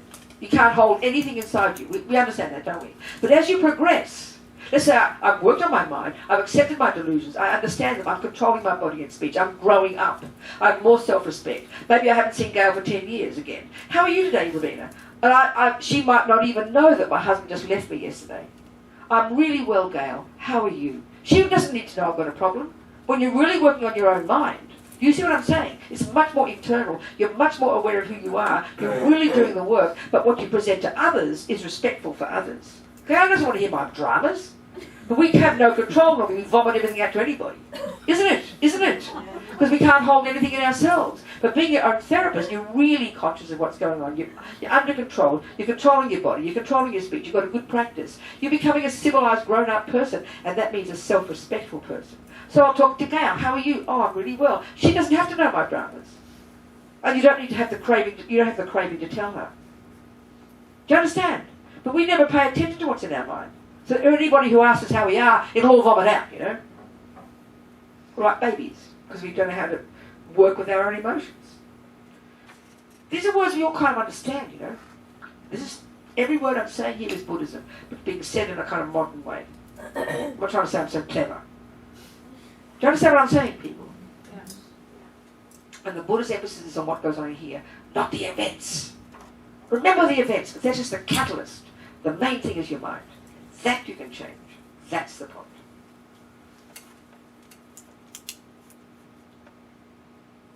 And the karmic one is just this added component that explains to you, why does my mother abandon me? What must have I done in the past to cause that? So that's my mistake, not my mother's. If I hadn't abandoned her, she wouldn't be abandoning me, so it's egg on your face, Brian. Own that, but not out of guilt. Okay, due to karma, this is what happened. So I'm going to repay her kindness and continue to never want this to happen again, because you've got karma with her, baby. You're not going to lose her overnight. She's going to be with you in countless future lives. You better fix it now, honey. Do you understand? And all of us are safe. Yes, so by eventually being able to change my mind. Yeah, become more content in yourself and more. And the abandonment feeling will be there a long time because it's your particular habit. But it's okay, you live with it, let it be there, laugh at it sometimes, weep sometimes, you know. Do you understand? Because the more adult part of me wants to just, and does try, but Good. I don't always. I can see your wisdom is doing it. Of course you are. I want to accept her for who she is. That's right. Okay, this is your life, this is your happiness or whatever. And delight that she's happy. If she is happy, she might be miserable, but that's, you know, it's, in other words, yes, delight in her, may she be happy, may she have whatever she needs, may she not suffer. That's how you practice positive, compassionate, loving thoughts, to counteract your unhappy, sad thoughts, isn't it? Don't pretend you haven't got the unhappy, sad thoughts, but that's a powerful antidote. It's like putting pure, delicious stuff into the other stuff. Don't pretend to be Pollyanna. You know, don't pretend you haven't got a problem. That's denial. But that's a powerful antidote also. And not every time. Think about yourself and heal yourself, but also just do the positive thoughts, which can be the antidote to the unhappy thoughts. Very powerful. If you have a tendency to be jealous, it's painful if you're jealous.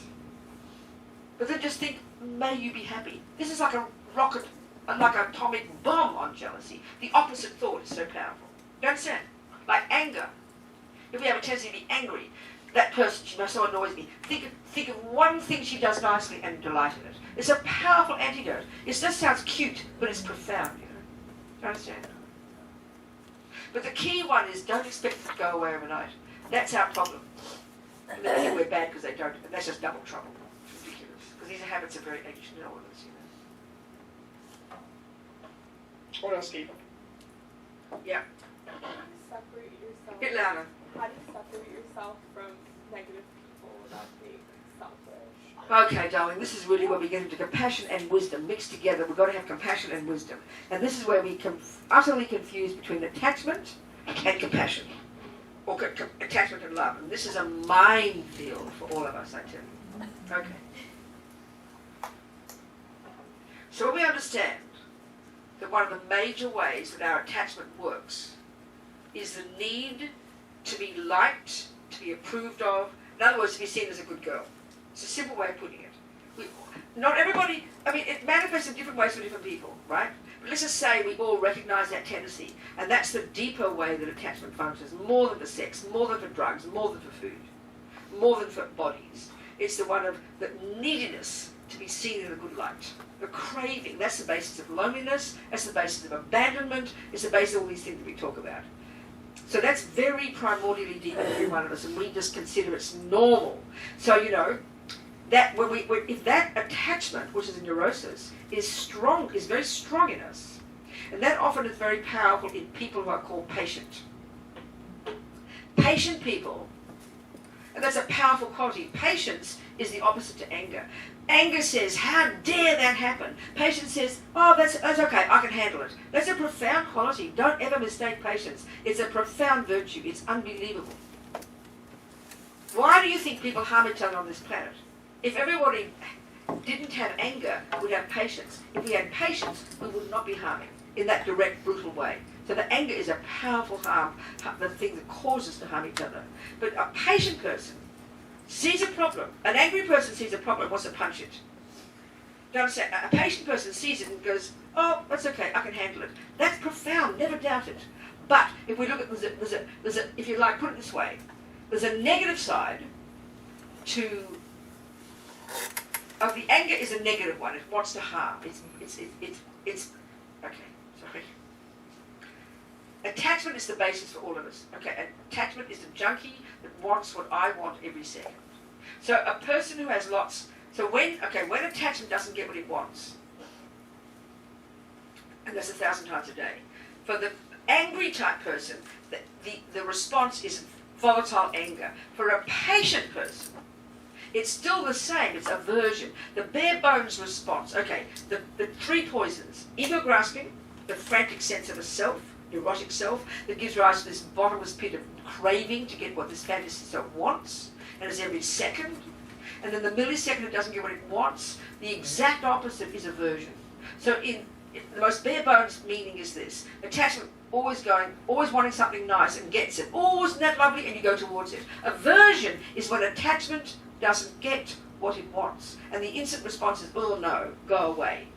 So the volatile person, like me, will shoot, shout and yell and kick. That's typical what we call anger. So that's the response when my attachment doesn't get what it wants. Criticize, find fault, and try and shout and yell. That's typically anger. But the quiet person, the person who's still got aversion, but their aversion rises up and it doesn't like that, so it avoids it, or it goes internal and becomes depression and despair. Do you understand me? Can you hear that? When a person who's got a tendency towards internalized aversion, when their attachment doesn't get what it wants, in other words, when all the lovely things don't happen, because attachment's like a baby that wants everything to be nice. That's all it is. It's like a child that wants everything to be lovely, which means the way I want them. The minute you don't get it, the quieter person will get upset, will go internal, will feel guilty, will avoid it, will suppress it, and it becomes depression. Do you understand me? A person like me, you shout and kick and punch.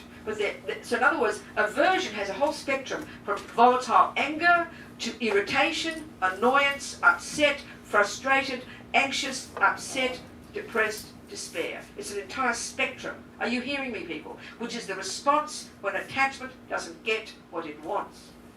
So you can see with Brian, he's not an angry guy, you can tell. He doesn't go around punching and kicking. It all goes inside. Right? Isn't it? Well, he wouldn't even hurt a fly, you can tell. Isn't it? That's right. This one too, you can tell they're nice people. They're the good girls. Do you understand? But the good side is incredible, you're patient. But the bad side is because we don't realise attachment. It becomes neurotic, it becomes anxious, it becomes internalized, depression. Really, it's powerful. But we don't notice it, until it's too late. So, we've all got attachment, the deepest one, to be seen as a nice girl. So, that's attachment. Now we've got the virtuous qualities. Now we've all got them to some degree, somewhere in this room. We've got access to love, which is may you be happy. Compassion, may you not suffer. Kindness, generosity. We've all got some patience. We've all got intelligence, all got wisdom. They're the good qualities. They're the amazing roommates inside us. They're the intelligent, reasonable, valid, wise ones. They're incredible. So now, I'll use an example. When I was an old radical lefty, my attachment, basically the attachment, wanted things to be the way I wanted them. So when I became like an old radical lefty, that particular mode of thinking, then when I look at the world, then anger would come, because how dare these people do that, how dare these people do this? And that's called anger. But also I had compassion. I just didn't want to kill people. I wanted to help the world. So I had compassion. I wanted the world to be a better place. That's virtue. But it was polluted by my anger. So I'd demonstrate and shout and yell and, down with the pigs and all that kind of thing. You understand? Do you understand? So it was active, volatile. I thought it was so noble, So there was compassion there, but it was polluted by my attachment and my anger. Are you understanding me? Now, a friend of mine is into, these days it's not, used to be that, and now these days it's more like the environment, isn't it? So her activity is environmentalism. Her activism is environmentalism. But she is a patient person. She's like Brian. She's like this one. Soft. Never raises her voice. But she's exactly the same as me. She's got the virtue. She wants the world to be a better place for her future, for the children, for this and that. She's part of the activist movement. But when her attachment, just the same as mine, doesn't get what it wants, when she sees the ugly environment, she has panic attacks. She doesn't get angry, but it turns inside, and she has panic attacks and anxiety and gets deeply depressed. But it's exactly the same response as mine, but mine's more volatile and harms others. Hers just goes in and it harms herself. Are you hearing me? Are you hearing me? So attachment and aversion, everybody has it. If you've got attachment, guaranteed 1,000 times a day it won't get what you want. So it'll turn into aversion that second. So depending on your personality, it'll be depression, annoyed, irritated, frustrated, violently angry. Do you understand? Seems so simple, but this is really profound. And in Buddhist psychology, if you understand attachment and aversion, you will really begin to understand Buddhist psychology. And these are the basis of all the other dramas. Jealousy, arrogance, all the rest, you know. We're all just recipes, various recipes of the same rubbish, you know. So, when we have attachment to being seen as a good girl, and attachment for everything to be lovely, and you've got a person who is harmful in your life because they drag you down, you can't handle it, maybe maybe you might be a bit attached to alcohol and they're a drinker, so it drags you down, so you know it's not sensible for you, but you don't want to upset them. We call it that. Oh, I don't want to upset him. Well, no, I might upset him if I say I can't see him anymore. So, but that's a lie. It's because you're afraid of being seen as a naughty girl, because you're terrified he might not like you. We don't even call it by the right name. Or you're in a relationship with a brutal husband, let's say, or a brutal wife, either way. And he abuses you every day, but you're attached to him, and you're patient. Oh no, I could never leave him. He's really a lovely person. He really does love me after all, even though he punches you every day. He might change one day. That is insanity. So you're being brutalized. If you're a great bodhisattva, that's different. You can handle it, baby, but we can't. So one day, don't be surprised you'll kill him 40 years later. Do you understand? Because you're naive, because there's no wisdom there. There's just pretending. You're not aware of your own mind, and you're building up all this aversion. You can't see the aversion coming because you're pretending you haven't got it. Or he's such a lovely person, really. Or I couldn't leave him, he might get upset. Or no, I couldn't leave him, people will criticize me. Or I couldn't leave him, I mightn't have security. Or I can't leave him because of this and the children. We have all these 37 reasons that we think are so virtuous. Are we communicating? Yes. Thank you. So a bit of integrity, a bit of honesty, a bit of courage. And the fact is, no matter what we do, somebody won't like us. We can't help it. So we've got to have the courage to know we have to use some wisdom to make the decision. On the wisdom wing side, you make the decision that's best for you. If you're on the compassion side and your compassion's powerful, then you can do what's best for others. But that's a high decision to make. So if you, like I always quote my friend in Australia, a drunken husband for years. And at some point she realised she had some decisions to make. She could see he wasn't going to change. So she had to weigh up the options. Is it best to stay? Is it best to go? Well, she weighed it up based on her personality. She's a Buddhist. She realised it was best for everybody that she stayed. So she's a happy person. She's chosen it. She's stopped trying to change him. She recognises that's who he is and she accepts him for who he is, and she's a happy person. She has her own life. She has her own style. She does her own retreats. Everyone's happy. If you're brave enough to do that, please do it. If you can't handle it, you're not brave enough, don't blame the other person. But you say, sorry darling, I can't have it, I have to leave. You've got to know your own mind. You've got to know your own capability. You've got to have, that takes courage, because we lie to ourselves by acting as if we're such a noble person. It's really so mistaken. Are we communicating here? So the bottom line every time is you've got to know your own mind. And that doesn't come naturally. And all I'm doing here is using Buddha's model of the mind. Not Jung's, not Freud's. Buddha's. Because it's your mind, baby. Question on Yeah. how much of it should be experiential versus your practice in your meditation What do you mean by that? in Sorry. terms of really progressing on the path? Because I learned that. Sorry, you go back to the beginning. What you have to explain that question to me. I don't understand what you mean by practice as opposed to experiential. If you are on the path and you are attempting to wake up out of your ignorance and see your patterns and know your mind, how much of it should it be meditation and how much of it is experience? Oh, okay. Whacked. You mean day to day? Yeah, day to day. Should you meditate more? Because I think I'm getting No, darling, whacked it depends. No, it totally depends on what you mean by meditation. Yeah. So what do you mean by meditation? Well, I don't meditate as well as I What do you should. mean by meditation? I when you should say be it? more at, No, what do calm you mean by meditation? meditation, No, mind no, control. just don't have mind all these control. assumptions, please. Mind control. What do you mean by mind control? You Stopping mean concentration. thoughts, You mean concentration. Concentration. Okay, concentration on its own, mindfulness on its own, is not even virtue. Thieves need mindfulness. Please hear this point now. I'm not being sarcastic. I'll get my point. Hear it. One time I said this somewhere in the Vipassana meditation, thought I was insulting Vipassana meditation. They left the course in disgust. But I'm not. So get my point. There's a third category of states of mind. We've got the neuroses, the delusions, the ego-based rubbish. We've got the valid, virtuous, powerful, wonderful ones. And then we have this mechanics of the mind. I like to call them that. It's called concentration. It's called, there's many of these, many words they use in Buddhist psychology that we know in English: alertness, discrimination. We've got these vague definitions. These got a precise definition in Buddhist psychology. And they're the mechanics of our mind, such that if they weren't working properly, you'd be a demented person. You'd be berserk.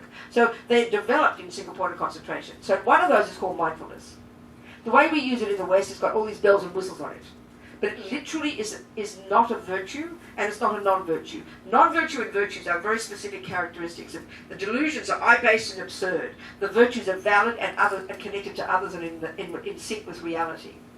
These are mechanics of the mind. So a thief... Okay. Mindfulness technically is the capacity to not forget what you're doing moment by moment. Now, you need that when you make a cake, don't you? You need that when you're driving. A thief needs it. A sniper needs it. Can you hear that? So these are the mechanics in the sense that good or bad people need these qualities to do whatever you do well. So mindfulness technically is not virtuous. So a thief needs to practice it every day. A good tennis player needs it. But then when what makes it virtuous is what it's based on. Is it attachment, or is it the wish to be a better person? If it's the wish to be a better person, it becomes more virtuous to do it. But most of the time we just think, oh, I'm going to be mindful, or my ugly thoughts will go away, and we think of it as an alternative to a pill. I'm not saying you're saying this. There's all these misconceptions about mindfulness in the West, because we feel bad. Oh, I've heard meditation works. Instead of a pill, it's free, you see. So it's not the attitude at all. It's a fundamental necessity to have good concentration and good mindfulness so that you can do the job of being your own therapist. So you practice in your meditation, but the Buddhist Tibetan one also has practices that bring in the Buddhas. So by visualizing the Buddha, by visualizing Tara, by doing a mantra, they're said to be super potent practices in terms of the benefit in our mind, because they're linking into enlightened beings. So they're said to be very powerful. So you could argue a 3-minute meditation visualizing the Buddha and saying a mantra is powerfully more purification for your mind than hours and hours of concentration. So if you mix these two, some virtuous qualities and mantras and practices and other things that we do in Tibetan Buddhism, plus your mindfulness, they are the tools you use, and then you apply those in your daily life and control your body, speech and mind while you're driving, while you're walking, while you're talking. Both.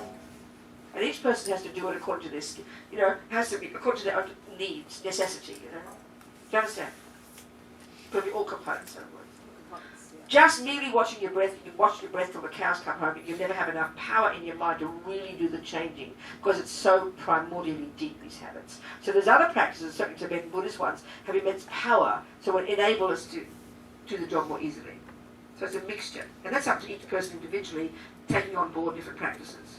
As well, of course, in the Buddhist view, of studying the teachings, listening to the teachings about karma, about the mind, about emptiness, about bodhicitta, because there's a massive body of knowledge there that has to inform your practice. So it's a combination of all those pieces. So it goes deeper and deeper. Do you understand? Mm-hmm. Yeah. Okay. Thank you. Good. What else do you want? So, Goodbye, sweetheart. See you. Yeah. So talking about attachment, I'm one of the people that internalizes There you go, things. girl. You're like a patient person too, I can tell. Yeah, and used to not getting what I want. And There you go. That's right. But I'm not happy about it. So what is the wisest way to work with that? Yeah. I mean, I understand it's attachment. Yes. But it still doesn't. No, but understanding it is true. But understanding it means you know there's the little junkie in you that is dead. So, and we shouldn't be mean to ourselves. It's like really frantic junkie. Put it this way. You know some people in the world, you hear about some people who are really narcissistic, who are really brutal in getting what they want and harm others and lie and manipulate and steal and are vile people. You can see it. Well, you can argue, we've all got that. But our saving grace is we can access our patience and our kindness and our morality. Aren't we fortunate? So the irony of having access to your virtue means it's harder to see the non-virtue. If you're just nakedly attached every day and punch and kick and lie and steal, it's kind of fairly easy to see it. Well, it's everybody else. You don't want to see it yourself. So it's all there. But our access to our virtue is our saving grace. So even one of the most simple answers would be, you see the attachment, join the universe. And you say to yourself, this is normal, it's ancient habit, I know I've got it, but look at my good qualities. And this is a genuine answer. So it's not just, you just don't keep beating away at the attachment. You just don't keep telling that kid to stop behaving badly. You start praising their good qualities, give them a good job to do, so you lift them up. We have to do the same for ourselves.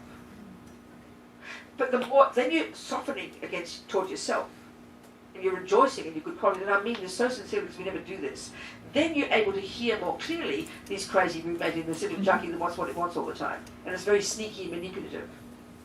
Do you understand what I'm saying? So then you can hear more and more. Beneath the surface, and this is where we start to practice more, you can hear this conceptual story. It's not just a vague feeling. Attachment's not just a vague feeling. You start to hear the story underneath that it's saying.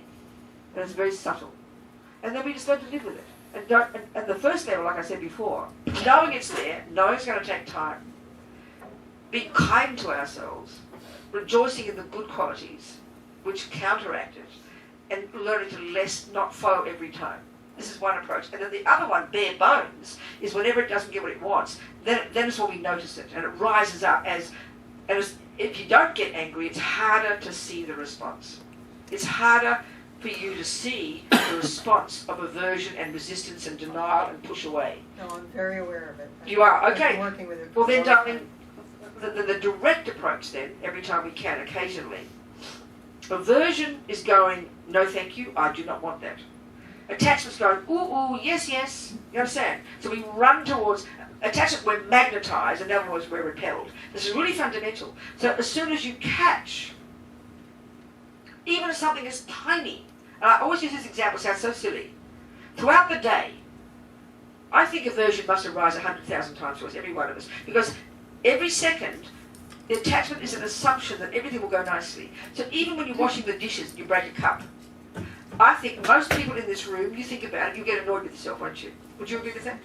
Annoyance is a polite word for anger. Because why? Because you've been trained by mummy and the world and grandma that you shouldn't break cups. And we've internalized that. And then up comes anger. You're a naughty girl, how dare you? Shouldn't break a cup, this is wrong, you feel guilty. You wonder someone who saw you break a cup, oh my God, it's too valuable, oh my God. Well, straight away the guilt comes in, which is aversion. So then, this sounds so silly, but you just relax. What's your name? Karen. Karen. Excuse me, Karen, give it a break. Break another one. I say to myself, it's all right, Robina, break another one. So even though, I break quite a few things. I drop things, and I've got to leave a list for poor old Venerable Robina's house. I've dropped her special cup. I broke the kettle. I spilled something on something else. I've got a little confession, because I'm using things roughly. So the part of me goes, it's all right, drop another cup. In a way to counteract this immediate aversion. But whoever thinks that that's a wrong thing to do? We don't think that's aversion. But they build up. Nothing goes astray. So if year after year of telling yourself off, don't be surprised you become depressed one day. I mean, this is so tiny, but I really mean it's profound. If you're catching every time the little baby things, then when the big fat things happen, you're ready for them. But we wait for the big fat things to happen, and it's too late. So even the tiniest things like that, you counteract your response. Because we programmed ourselves to be good girls, and good girls don't break cups. Are we communicating here? It's something as simple as that. Because instinctively, if we do anything wrong, we're hoping someone didn't see us do it, because we don't want to be seen as a naughty girl. This is attachment and aversion all working away in an ordinary level. But if you go to your therapist and say, oh, I got frustrated today, that's when you shut up and go home. But you should be your own therapist that second, and that's how you counteract it. That's a baby thing. Don't just wait till you really crave to have that gorgeous boy or that delicious cake until you're tormented. Just baby things. Every second, attachment wants things to be nice, which means you're not supposed to do anything wrong. Are we communicating? Yeah, so to just be aware. No, just forget, don't even, that sounds too holy. No, don't even say it like that, Karen. No. Yeah, be aware. I don't mean it, be aware. Listen, if you're driving on the freeway at 100 miles an hour, or whatever, 80 miles an hour, 50 miles an hour, right? And you're noticing you're veering to the wrong lane, right? What will you do? What's the process? So go by step. What's the process that you'll go through in your mind? Start instantaneously. What's the process? Well, you notice. I notice. The first thing is, so you wouldn't go, I'm being aware, I'm going in the wrong lane. Honey, don't waste too much time being aware. Do something about it. It's the next millisecond. Action. Action is, you catch it. Oh, don't be so ridiculous, Karen. You catch yourself cursing yourself. catch it. Don't just be aware of cursing. Oh my God, what a stupid idiot. Don't be ridiculous, Karen. It's okay. It's okay to break a cup, darling. And I mean, it's not about getting off your hook. It's counteracting attachment, which turns into anger, and relaxing and counteracting the anger. That's what I'm saying. Don't just be aware. That's the first step. And there's a big misconception, not you necessarily, that the reason to look into your mind, the first thing you do is you just be aware. I was talking to a group of people in Israel, wonderful people, about 30 of them, all go to prisons. Beautiful human beings, all teaching their different styles of meditation. But the common thing I found in the understanding of mindfulness, I'm not saying you here, because I think in our culture, psychologically, we're very scared of sounding like we're judging people. You get my point? We're very worried about judging. So we daren't call something negative or positive, and that makes people nervous in Buddhism. We've got to hear it for what it means. So then we go, so I said, tell me what you teach. And so she explained, she does this stuff watching the breath, and then another meditation watching the thoughts. And then you just become aware. You say, there is anger, there is jealousy. Now that's a fantastic first step. But then what she was saying is that that's all you do. That's like going, I'm aware I'm driving in the wrong lane. Do you understand? When you look in your garden, I'm aware there is a weed. So with garden, with driving the car, it's a really important point. With driving the car and the garden, you do have qualitative decisions. One is bad and one is good. The weed is bad, the flower is good. Driving in the wrong lane is bad, driving in the right lane is good. Speaking simply, but we're scared to think that when it comes to our mind. Well, attachment and anger are bad because they hurt you. And kindness and virtue are good because they help you. So it's a simple analysis. Aware, of course, is the first step, but don't muck around being aware. Now act. The quicker you act, the quicker you fix it. Because the action is you adjust it. You adjust it from I'm a bad girl to it's a cool. I mean, if you go kill somebody, don't do that. Please fix it as well, if you can. If you break the whole kitchen down, maybe there's some problem. Do you get my point? Be reasonable. But I'm talking about the tiny baby examples of the neediness of attachment to always have everything nice, and the tiny baby examples of when it doesn't get what it wants, and the aversion, irritation, annoyance, frustration that we don't think are a problem. It's only when it's strong anger or deep depression that we think it's a problem. But it begins with these minor parts. So I'm saying grab it at the minor one. Grab it at the first second of being in the wrong lane before you get hit by the car, in other words. But then you act instantaneously. Adjust it. Are we hearing that point? Yes. And that's when we start to realize, the Buddha's view, that all these feelings and emotions we have, which we're only aware of at the feeling level, when we start to become familiar with our own mind, we start to hear the conceptual story that underpins the feeling. And that's when you get more subtle awareness from practice. Ever deeper, ever deeper. You understand? And you catch the stories well before they come. And then you're really in control. And you can argue, even to some degree, doing this job, using the Buddhist model, without even having very powerful single point of concentration, you could argue you could become a very reasonable, valid, balanced, steady person because you're dealing with what's arising moment by moment. Not even really millions of seconds by moment, but even generally adjusting yourself when you break a cup, adjusting when the red light comes, adjusting when the person says the wrong word. You're adjusting your response to it. Do you understand? So you don't go crazy, you don't lose the plot.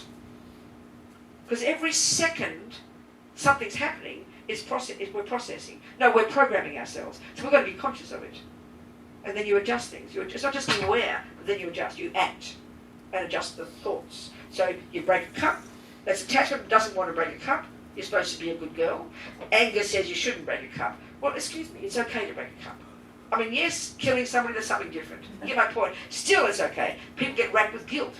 You're still recognised due to karma, you have all these different interpretations of it. So it's always this process of being your own therapist, being quite intelligent with your conceptual stories and adjusting them, and owning them, being responsible, recognising a deluded one, recognising a virtuous one. It really demands quite a lot of skill in hearing all the conceptual stories. And that's what grows gradually, this skill. Do you understand? Yes. It's like cognitive therapy. They call it cognitive behavioural therapy. But the Buddha's the best one of them, but it goes real deep, you know. Are you aware? You with me? You're communicating. So they're not going to go overnight, Karen. No, I've been working on this for There a you long go. time. So part of the process is accepting they're there, but you learn not to follow them every time. And then when they come up, you tell them to shut up and have a bit of an argument. Your virtuous roommates come out. At the moment, often the non-virtuous roommates tend to run the show, don't they? They're running berserk in the house. And it seems to me that love and wisdom and kindness are hiding under the bed. They're scared to come out. We'll start bringing them out, which is self-respect, reasonable, valid thoughts, you know. to counteract, like with his constant, whatever his one is called, abandonment. He has to argue with it, but not to make it all go away for a second. It's gradually bringing up alternative views of it. So and this is just talking to yourself, because all this is conceptual. We have 1,000 thoughts a second, We've got to become familiar with them. Understand? Are we communicating with you? Yes. I think it's time to go home. 4 to 4, 20 to 4. Unless you've got more questions. Yes, sweetheart. I just was thinking a lot this year, I guess a lot of people have been, perhaps about this Me Too movement. Yeah. And the women coming forward and saying, Yes. no more pandering. Yeah. I'm tired of saying I'm sorry for doing this and not doing that and everything. No more pandering. This is it. No more pandering. No more pandering. Meaning? Pandering to whatever the heck they want, or what they want us to do. The men. Yeah, the men, the bosses. Okay, sure. Go. Go. Yeah. So then, Okay, so I don't know, but it took so much time for all women to come forward, all these women to come forward. yeah, that's right. And they got stronger based on each other's strength and That's based on each other's things. But the whole thing is, to me, is a great thing, and for me it was like a liberating thing. Uh-huh. And of course I didn't want to, and I had personal things where I was part of the Me Too generation, and I didn't want to be just angry at the man. Exactly. That's okay. I understand that, yeah. That's giving them. No, I understand power, that. Well, angry to anybody, that's right. Giving them what they Exactly. want. And yet there was an enormous amount of anger inside. Like I just, I got connected back to that thing which years in Buddhism that I I don't think I repressed it. I just tried to grow another leaf or two. I understand that. Yes, exactly. But so anyway, now I find I can get angry too fast. I can get angry. So when you say, okay, stop. So give me an example. When you say angry, give it a simple example. Give a simple example. You're reading a paper, you're reading your iPad. No. Okay, give it a simple example. Okay, just everybody's heard the story of it, so it's boring, but I'll try to keep it short. Okay. So the guys, I live in Century Village. Sorry, what? Century Village. Yeah. Where 10. That's right. Yeah. Okay. So anyway, there's lots of rules and regulations, a bit of it, and in your little condo on my sidewalk. And I put out some the catwalk. Sure. They don't like that. So I they understand. threw it out. First of all, they threw out some plants. Okay. The next time they threw out some shells. Okay, fine. Yeah. The next time they threw a painting away. Okay, go. Finally, it came to be such an amazing rage inside me. You did. Okay. A rage, like I came up the stairs bellowing at the top of my lungs, right? Yes. Yelling at this man, like it was like every snake had come out of me. Right, exactly. I understand. Like, I understand. Oh, it was like, woo! I understand. I mean, understand. it overcame me like that. Freaking storm. I understand. And So then? it took days to come down. Okay, so the question is? But now that it's like that movie where the monster's inside, Yeah, it's right, always that's right. inside, but it's Sounds like aliens. well contained, but something, Yeah. some magical thing happens and So what's the question but, here? the thing is, I can't get that anger to go back inside. I mean, it's inside, and I Okay.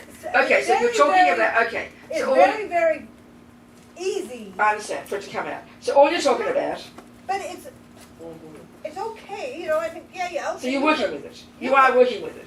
Yeah. That's working fine. with it. So then, darling, okay, it seems to me. I've lost, there were days and days and days of my life, thank God to the Buddha, that I was happy. This is in the past, you mean? No, listen, okay, what's your name? Pam, listen, Pam, okay. Kind. Okay, I Pam. like kindness. Okay, Pam, I listen. woke up, I felt kind. I I was understand. feeling kind. So what this means is, And I was happier. do you want me to explain something? Yeah, okay, let's talk. No, it's okay. I mean, I'm eager to talk. I'm always eager to talk. So maybe let's just try and do an analysis of this, okay? Do you see in life that somebody can be very healthy for 30 years and suddenly get cancer? Isn't Yeah, it? sure. That's possible, isn't it? Yeah, my mother. Because the karma, right? The seed was there from the past, was quietly underneath, and then suddenly, because seeds are like very dynamic. Time comes and it gets nourishment, and then boom, suddenly it ripens one day. It's exactly the same with delusions. A person, let's say, let's say, a person can be married to one person and that you've got a really good karmic connection, you're very virtuous with each other and nobody ever gets angry. That's because it's dynamics, two people. Then that person dies, you get another husband, and then you become raging angry because a new karma with a new person, new situation, new time, your angry seeds, which have been there latent, have now grown. So when did this anger start to really get strong? When you became a Buddhist or before? No, when I Was it before or after your Buddhist practice, when the anger became strong? I need to know that. I was angry when I was a kid. Like Sorry, what, darling? I was angry kid. Okay, so then it stopped for a while, and you were peaceful, and then now anger's And then coming I again. got So that just means different conditions, different times. Anger doesn't exist in isolation. Nothing exists in isolation. Everything's interdependent. So in the same way that you won't kill every husband, you might just kill one because you've got karmic connection with one particular person. So obviously here, a particular time, whatever the scenario is, and this is really not meant to be casual, this is serious. You've got certain karma with certain people that is ripening at this moment in time in Century Village. Century Village, is that right? Yeah. So it's a particular time and anger in you is coming to the surface. Now, this is a good sign. That's what you've got to see. And what you're not seeing. It's a good sign. You've been practicing, right? You're trying to practice. You're trying to become a better person. Yes. Okay, good. Friend of mine, serious practitioner, his name's Roger. He's a monk, Australian monk. Not Lamazopa's Australian monk, another one. He's been a serious meditator, 3 year, 4 years intensive tantric retreats for 30 years, 40 years now. Okay? So you'd think by doing years and years of retreats, you'd think, oh, it might be better by now. You'd think so. You'd hope so, wouldn't you? Right. At some point, this is like 20 years ago, he was in tears. He said he was so out of control with his rage, at certain levels of rage and arrogance. He thought he was like really seriously mentally ill. He was really distressed. You understand what I'm saying? Yeah, I hear you. He went to Lamazopa and Rinpoche laughed and laughed and laughed.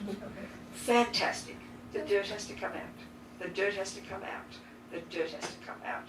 So if you hear it like this, it's like you've been floating along in your life, Peter was angry there, then you relaxed, everything was cool. But now it's like you've gone to the gym and you come home from the gym with muscles you didn't know you had before, with pain you cannot believe, but you know it's a good sign, not a bad one. And I can't stress enough that this is the way to interpret. If you had that pain sitting watching television, you have got a problem.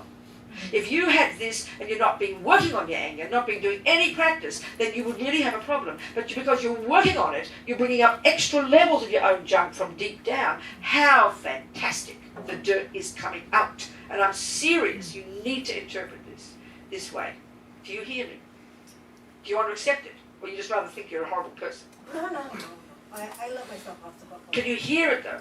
The technical explanation. Well, the anger, the dirt is coming to the top, and Because you're working. Okay, you're in a washing machine. If you just keep your t-shirt dirty on your it'll just look. The dirt's embedded. You don't notice it. You put it in the washing machine. The dirt comes out. It looks repulsive, doesn't it? But if you just sit there living a normal life, all your normal delusions are just there. We've got little eons of old junky stuff way deep down, haven't we? And now you start to put yourself in the washing machine. The dirt's going to come up. So you should be grateful it's coming out, better out than in. Here, but you hear my point. But because you're working on your mind more and you don't always follow it now. You don't shout everybody every time now, right? no. Good. So this is the same job I'm talking to Karen. Learn to see your own mind. More and more seeing it's there. But it's the same with me. I mean, I'll just tell you, when I first started working with the Dharma, I became a nun. I was working, and it doesn't matter, whatever job, I was going to do a certain job, and I was convinced I was going to be the boss. Because I'm just a bossy girl. I like, I help people, but I like to be a boss. So, Lama Yeshe was my teacher. This is the added thing about having a teacher, because I trusted him and his wisdom. Normally in my life I didn't get what I wanted, I'd go. There's a good sign, there's a good thing, there's a good quality to that. I was very independent, right? I wouldn't muck around in stupid old relationships. I never sat around for 30 years putting up with a miserable person. I'd be gone in one day. Out of here, baby, I want freedom, please. But so if I had a job I never liked, I'd be gone. Now I came into these Buddhist things, I became a nun, Lama Yeshe's my teacher, and he gives me this job. I was convinced, I prepared for it. I'd done publishing all my life. It was my profession. It was all my life. It was like an apprenticeship. And I was ready to start taking on this next level in the publishing company. I just assumed it was my job. I wasn't being arrogant. And then I get a note from Lama Yeshe. This is the first year I was in the Dharma. Oh, Robina, be the secretary. Well, I nearly fainted. And I said to myself, first of all I said to myself, poor Lama, he doesn't understand. But then when I heard the name, I'll get to the point now, I heard the name of the person who's going to be the director. Lama was moving to England. And it was a Tibetan name, it was an American. I never met the guy. But I tell you, I am describing, and I'd been a nun for a year, I had such rage right there hearing this guy's name. I want more than in all my life. And I'm not pretending now. I wanted to rip his penis off, his balls, his heart, his liver, his lungs, and feed them to the dogs. I cannot describe the rage. I'm slightly exaggerating. Are we communicating here? And I had to work with this man for 2 years. I nearly went mad. I swear to you, I wanted to kill the guy. But I knew it was practice, and I did work very hard on myself. But I thought I was demented. I mean, I'm not trying to exaggerate. I might be sounding extreme here. I knew it was my practice. Are you kind of hearing me? Your practice. My practice was to working. If I didn't have this guy. Temperate? No, listen to me. No, hear me. Don't be sarcastic here. This is serious, and this is me like telling very private things. Yeah. So don't even make a joke. We're not No, right it here. was a joke. So I'm telling you, listen. If I never had this guy, if I'd run the publishing, I would have done a really good job. But guess what? I would never have looked at my mind. Lama Yeshe was trying to help me with my mind, which is see my ridiculous delusions. So he dumped me in the deep end. So I could see my violent anger. How fantastic. And I knew it was my problem. Well, I knew it was my problem. I struggled every day. But it took me 2 years. And one day Lama was there, and he cracked a joke about this guy. And I said, Lama, I don't hate him anymore. It was 2 years of intense practice. Normally I would have gone. But I knew I couldn't escape. Are you kind of communicating with me? That was intense every day, in my face every day. And I recognized it was my anger. He was just the catalyst. So I'm so grateful to him for showing me my shitty mind. That's intense. Are we communicating here? Yeah, no, yeah. Okay. So be glad you're seeing your anger. If you couldn't see it, if you can't see it, it's all going to be the eons deep, darling. So you're glad that these century guys brought it up like a violent maniac. Thank you so much for showing me my mind. That's the attitude towards it. It's like Lance Armstrong going up mountains. He's happy for these tough mountains. It's showing him what he has to learn. That's the analogy. Do we not understand this? Do we get the point? Yeah. I mean, I exaggerate the extreme when I say it because I'm such a drama queen. But you kind of get my point. So be happy you see your mind. It doesn't mean anger's good.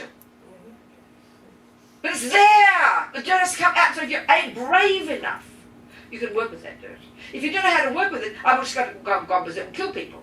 But I was working on my mind. Are we communicating? Because you're working on it, the dirt's coming out, you're putting yourself in the washing machine. Otherwise it just all stays there, it floats along, you know. Yeah. So this is a really powerful way. I'm not saying I'm so brave, but how fortunate, how kind it was Mum used to put me in the deep end from day one. We don't really start to work on our minds until things go wrong. Do we? If you just float along and everybody love you every day, and him have his abandonment non-abandoned, everybody adores him and strokes him every day, it's just like being a junkie. We'll never notice our minds. So the beginning stages, if we can't control it, that was difficult. Best to be away. But I trusted Lama giving me this job, and this dear guy was a nice guy. I mean, it doesn't matter, but whatever. I did my best. You understand? I really knew it was, but I owned it as my problem. Do you understand? Yeah. It was very intense. That's an extreme example, but you're sort of getting at. And I knew I was practicing every day, because as soon as you're practicing, because we have such as like even just breaking the cup, we're like little babies. Oh, I shouldn't break a cup. Oh, I shouldn't get angry. I want to be a nice little gooey girl all the time. It's life's not easy. It's practice. It's an opportunity to practice. If you never saw your anger, if they never moved your things, you would never see. You thought you were a nice girl, but it's under the surface, isn't it? And want to come up. It's dangerous, but we can be brave. The thing too, for me was like, Huh? realize like what I will stand for and what I won't. What, darling? Sorry, what? Like what I healthy way what I will stand for. What do you mean by that? Tolerate. What will I tolerate? What do you mean by this? Well, like what was the other thing? Oh yeah. So the next thing is, somebody moves into the house. We just built this beautiful elevator. Right. It took a long time to get this beautiful elevator. A lot of work, meetings, all this stuff to get an elevator in our building. So then these men came in with all this moving furniture, and we're going to scrape it all up and trash it all up. So what's the point? And I stood there and I said, no, you can't move your furniture in our elevator without padding, and we don't have the padding, so forget it. Okay, so what's your point here? What's your question? What's the question? What's the question? What's the question? The point is with like, Challenge your question. What's the question? Has to be a question. okay, the point is asserting myself. No, okay. Now I get you. So Asserting listen. myself, Okay. in a way that's okay, but that's not. Okay, so wrong. the key thing is this. You know, like I don't The- want to damage. I understand. The key thing is this. We only have a negative state of mind or a positive one. and the neutral, forget the neutral, they're the mechanics. There's either going to be anger or there's going to be patience, right? Mhm. Think this way. So we think when you give up anger, you give up, you become, oh, well, do whatever you like, I'm being patient. That is passivity and weakness. And then we think patience, then we think, or as soon as we see a person acting, we think must be angry. As soon as we see a person being soft, there must be patient. But patient people, a person who's patient, the Dalai Lama is patient, but he's powerful, he's proactive, but he never gets angry, but he's able to speak up, he's able to risk his reputation, he tells the truth. So the way to be speaking the truth is going to be motivated by kindness, not by anger. Anger is, I want it a certain way, and how dare you. Even just tolerating isn't the point. When it's genuine, correct action, in your case, it will be out of kindness. Reasonableness because you don't want to ruin the elevator, but out of also kindness to these people. It will be coming from kindness, not anger. So anger doesn't mean not even a question of level. There's only some anger we're allowed and big anger we can't. No, any anger at all is destructive and is eyes-based. But if it's genuine action, it's for the sake of others as well. You have to practice that, don't we? Are you hearing me? Yes, so I think kindly toward them and say, hey. No, but it can be, it's like But tough love. I It's think- tough love, darling. You've Yeah. told your child 3 times, Yeah. kindly, softly, no more chocolate. They didn't hear you, so now it's go to your room. I've told you 4 times. They think mummy's angry, but you, out of kindness and wisdom, do what's best for them. But it has to be firm. But you can only be firm in that way if you're not angry. If you're angry and suppressing it, it's just anger. It's got to be action, which doesn't come from how dare you do that to my elevator. It's got to be wisdom because you don't want the elevator ruined. It's valid for everybody's sake, but not out of attachment, but out of kindness.